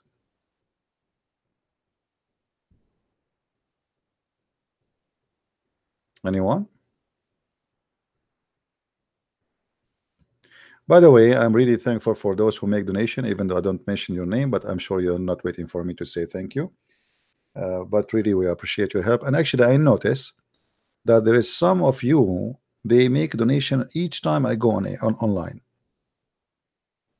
I'm not going to mention their names, but I can see them always.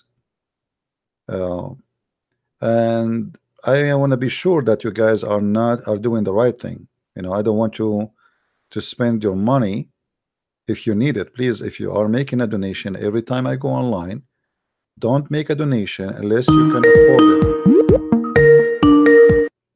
Hello? Salam. Salam, my friend. How are you? Not good, unfortunately. Why? So I got some death threats because of your video. Oh, that's nice. Not really. Why? Well, don't you know that they will do that if I mean, are you posting under your real name? Yes. Why you do that? No, you should not do that. But anyway, it's okay. Don't worry. People who make death threat, my friend, they don't do what they say. If somebody want to kill me, he will not go and tell me I want to kill you. Maybe. Yeah. Well, I receive death threat forever. And you know, but it's a person who want to kill you, he will not tell you I'm coming to kill you. I mean, come on, this would be stupid even to say, right? Yeah, but that doesn't stop them before, though. That's what? That has never stopped them before, though. Yeah, but before is different. Like if you live in an Islamic country, that's possible because they can get away with it, but not if you are abroad. There's too many things they have to be worried about. Yeah. Okay. Yeah. Don't make them intimidate you, my friend, because this is the point of death threat, is to make you intimidated, make you get scared. Yeah. You know, and you, the second you get scared, this means they win. Yeah. Yeah. Sure. And then you don't talk, I don't talk, and everybody don't talk because everybody is scared. And this is the whole point. Sure. Yeah. Anything else you want to say, my friend? That's it. Thank you. Okay, take care. So I was talking about donation. Please, those who always donate, be sure that you don't make a donation unless you have like, you know, I don't want you to spend your money in something maybe your children need. All right. And I notice that maybe even some of you, they are making donations just to make others, to remind them to donate to me. You know, I understand you're trying to help, and because I don't mention and I don't talk about it, but you know, I mean, I don't know, like be careful. Don't donate unless really you can make it. I don't want, be smart. Don't make a donation if your family need the money. Don't worry, the Lord will provide me. All right. So please don't make a donation unless you can really afford it. All right. Because I noticed that some of you always, when I go on air, I'm not going to say the names, they knew themselves. Always when I go on air, they make donations, and I can tell that there's those wonderful people. They are trying to do that to remind people to help. But my friend, you did your part. Don't keep making donation. All right, because at the end of the month, maybe you donate. Okay, $5 here, etc. But after a month, there will be a number. Unless you can afford it, there's a different story.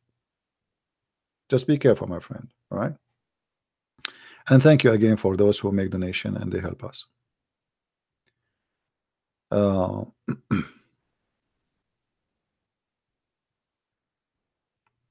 Yeah, you know, yeah, there is some people who they already have a very good heart, but they are very poor.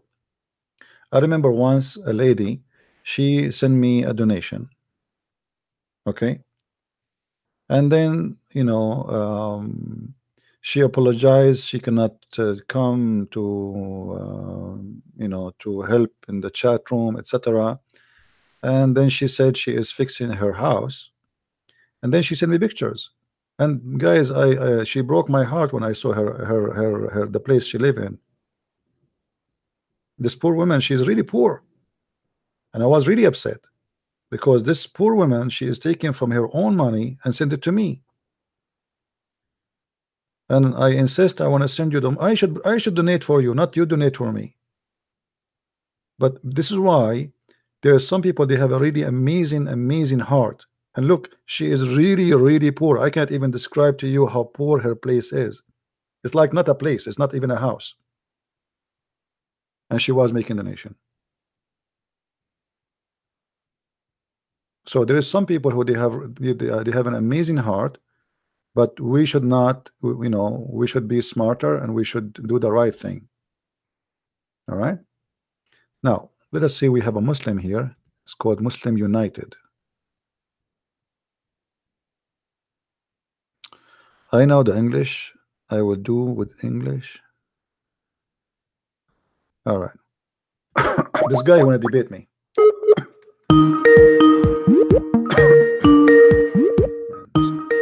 This is loud.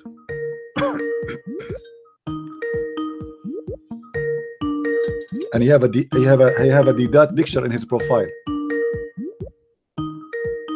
Answer. You want to debate me? You don't answer. Why you don't answer? Tell me the time you can do it now. What time? No. What time?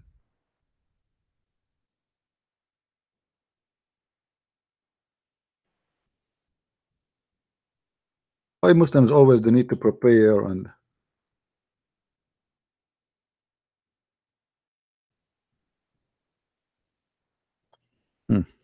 look like he's fake. He start making excuses now. He will tell me that his donkey. Alicia saying to me, where is the hadith 80,000 wife and 70 years orgasm? Stop lying. Okay, Alicia, why you don't call me? Let us call Alicia.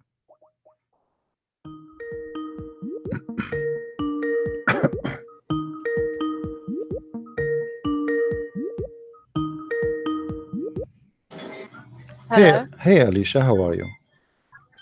Who is this? Oh, I don't know. You text me saying to me you want the hadith. Aren't you the one? Habi.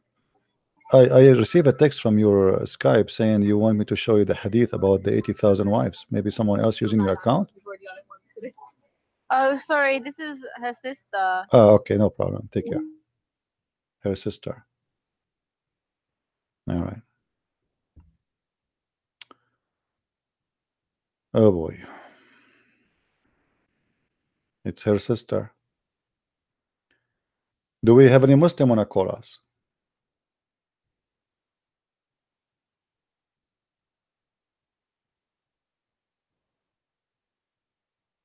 Any Muslim?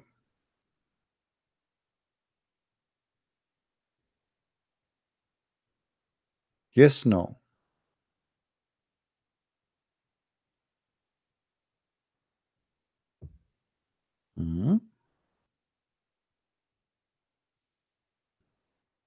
I wonder how, I wonder why.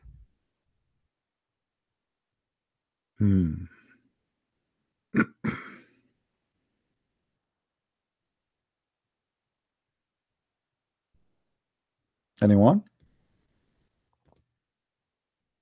I'm really convinced that Islam must be from the true God, because the promises of Allah, it's really full of fantasy and will satisfy the need of any man and women,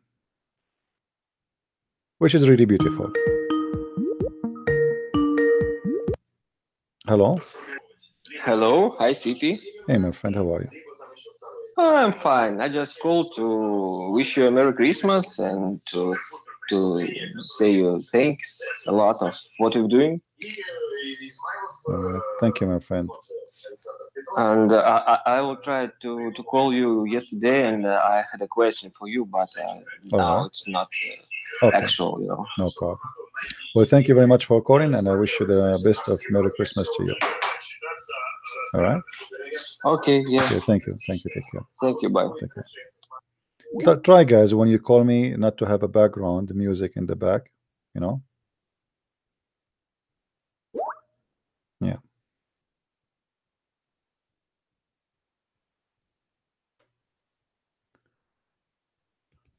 All right. Look like this guy wanna call me again soon. The guy who wanna debate me.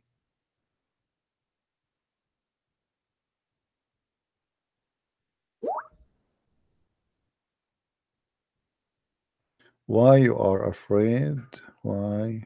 No, he's not afraid. But you know, Muslims are very people who respect their family and tradition. So most of Muslims, they cannot call me unless they ask permission from their mom. As an example, Shabir Ali, he respects his mother, so he will not call me, never, unless his mom she say you can call Christian Prince. Very respectful people. Same as Zakir Naik. What he can do? I mean, if mom she said no, what he can do?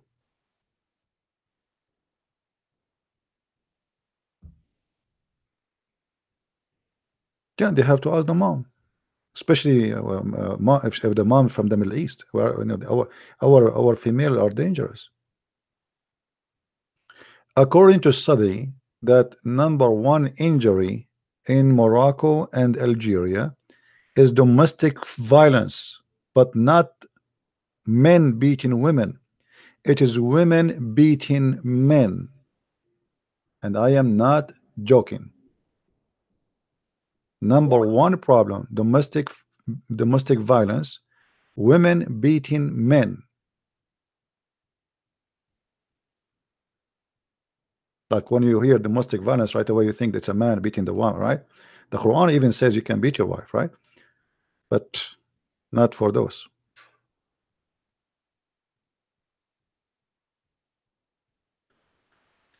All right.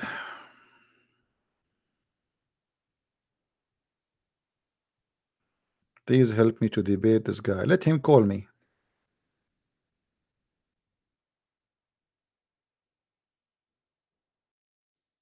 If any of you have somebody want to debate, let him call me so we can laugh together. Any Muslim?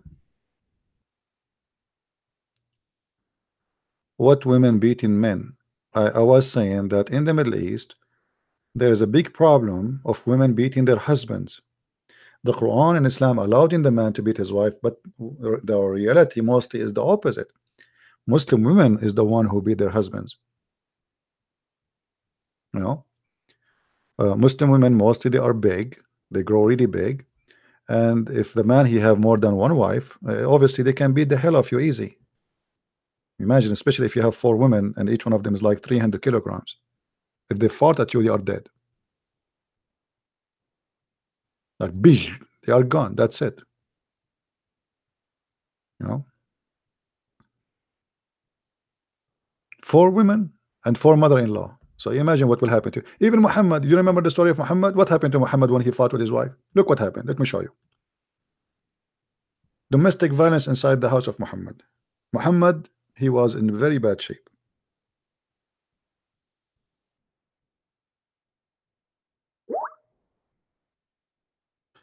Let me maybe I should log in from Skype because I keep receiving text but nobody is calling anyway. Look, the 2 wives of Muhammad, they have a problem with Muhammad. So what Muhammad he did, he made a verse saying that Allah told him that. Okay, what Allah he told you? Read with me carefully. And I changed the Muslim to say I'm making things up. If you two turn repentance to him, if you two, you should turn repentance to Allah. Why? Because they have a fight with Muhammad. Your heart are indeed inclined, but if you back each other against him who? Muhammad. Truly, Allah is his protector. If and Jibreel, look what, like the fight is getting bigger. 2 females, they are in a fight with Muhammad, and now Muhammad is warning them. Allah is my protector, and Jibreel, and not only that, every single righteous believer, Qaeda, ISIS, Hamas, I mean you name it, all of them, they will join the fight supporting Muhammad. And everyone among the believers, Shabir Ali, Zakir Naik, everybody, Muhammad Hijab, Allah he pray for, not to show me, silence me. And furthermore, all the angels, all of this to fight 2 women. He have a fight with 2 women, they are 5 foot tall. You need all of this to protect you from 2 women. You tell me what kind of women those women are, if they are not scary. I'm serious. You tell me what kind of 2 women Muhammad he need, Allah and Jibreel and every believer and furthermore all the angels. Who is left? The whole universe is involved in the fight.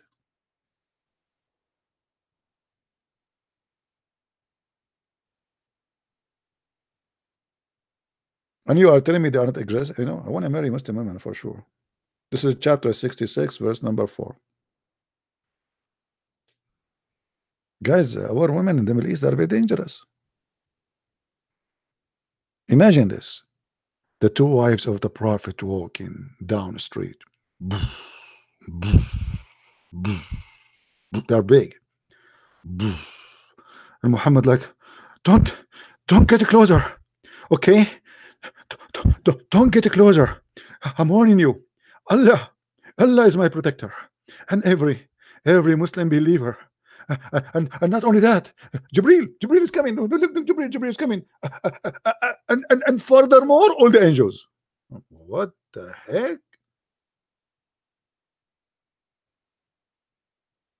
And you are telling me that Muslim women are not scary?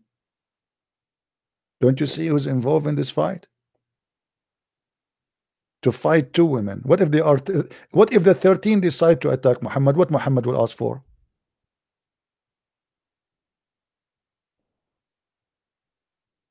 Based on this, the army of Indonesia will join. The army of Pakistan will join. Nuke. They might use nuke. Now Pakistan have a small nuke, you know, and the army of Saudi Arabia, the army of Sudan, the army of Morocco, the army of Algeria. I mean, everybody will protect the Prophet. How dare you?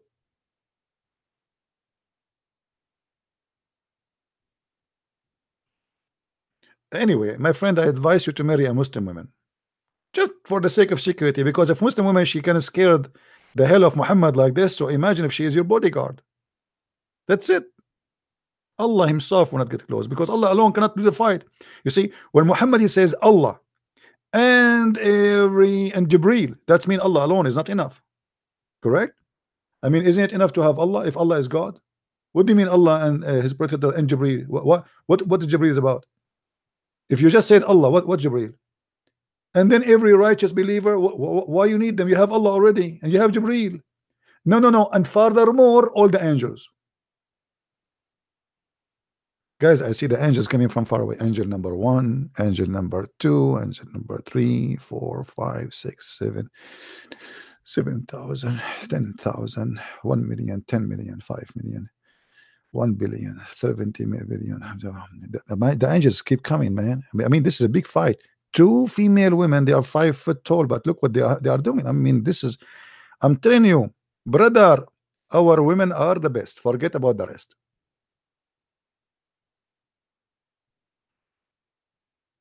Now I understand why Muhammad in the story he said that Al-Hudhud, the bird, he was looking for a woman, she have no hair in her legs. Obviously, they are really scary at that time, man.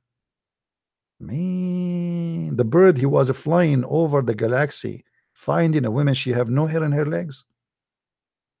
It's very hard to find that. You know, it's impossible. Look like at that time, women, they used to be like chimpanzee, right?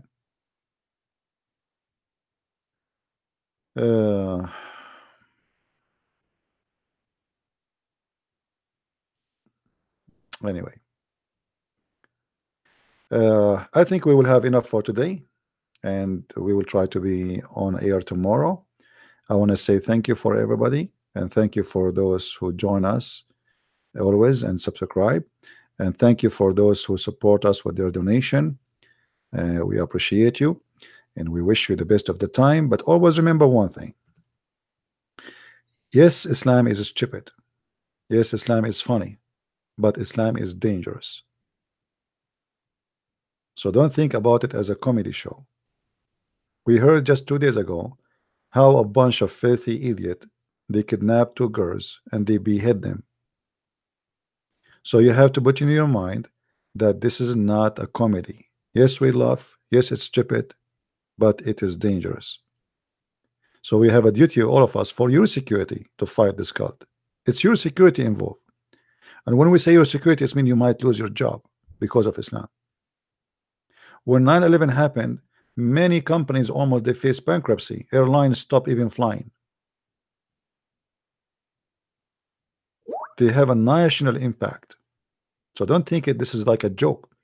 Now, right now, every country in the world is spend billions of dollars for security just because of Islam, from your money. And instead of building schools, hospitals, having better life, where now we are spending billions and trillions of dollars just for security because of terrorism, specifically because of Islam. So don't think that this is a joke. Your life is impacted big time. Now you are worried about going to the Christmas market because of Islam. So when you fight this cult, you are not just having fun, as it looked like. It is your safety and your security. Even your retirement plan might disappear because your government might spend the money over fighting this cult. And sadly, they are not fighting the cult, actually. They are fighting terrorists, which means you are not fighting the reason. The reason of terrorism is not the terrorist, it is the cult. Until now, they don't listen and they are not hearing us. Islam is the problem, not the terrorist. The terrorists are the fruits of Islam. Fight terrorism by fighting terrorism teaching, not the terrorist only. A terrorist exist now for what? What is the reason to make them terrorists? Did you ask yourself? Because of those books, because of Muhammad teaching, because of his promises. Fight the ideology, then you are victorious against terrorism. Killing a terrorist, well, we'll bring 10 terrorists tomorrow, as long as people believe in this cult. I hope people are listening and they understand what I'm saying. Thank you again for watching and for being with us. May the Lord bless you, and I will see you maybe tomorrow again soon. Christ is Lord and Islam is false. Thank you very much.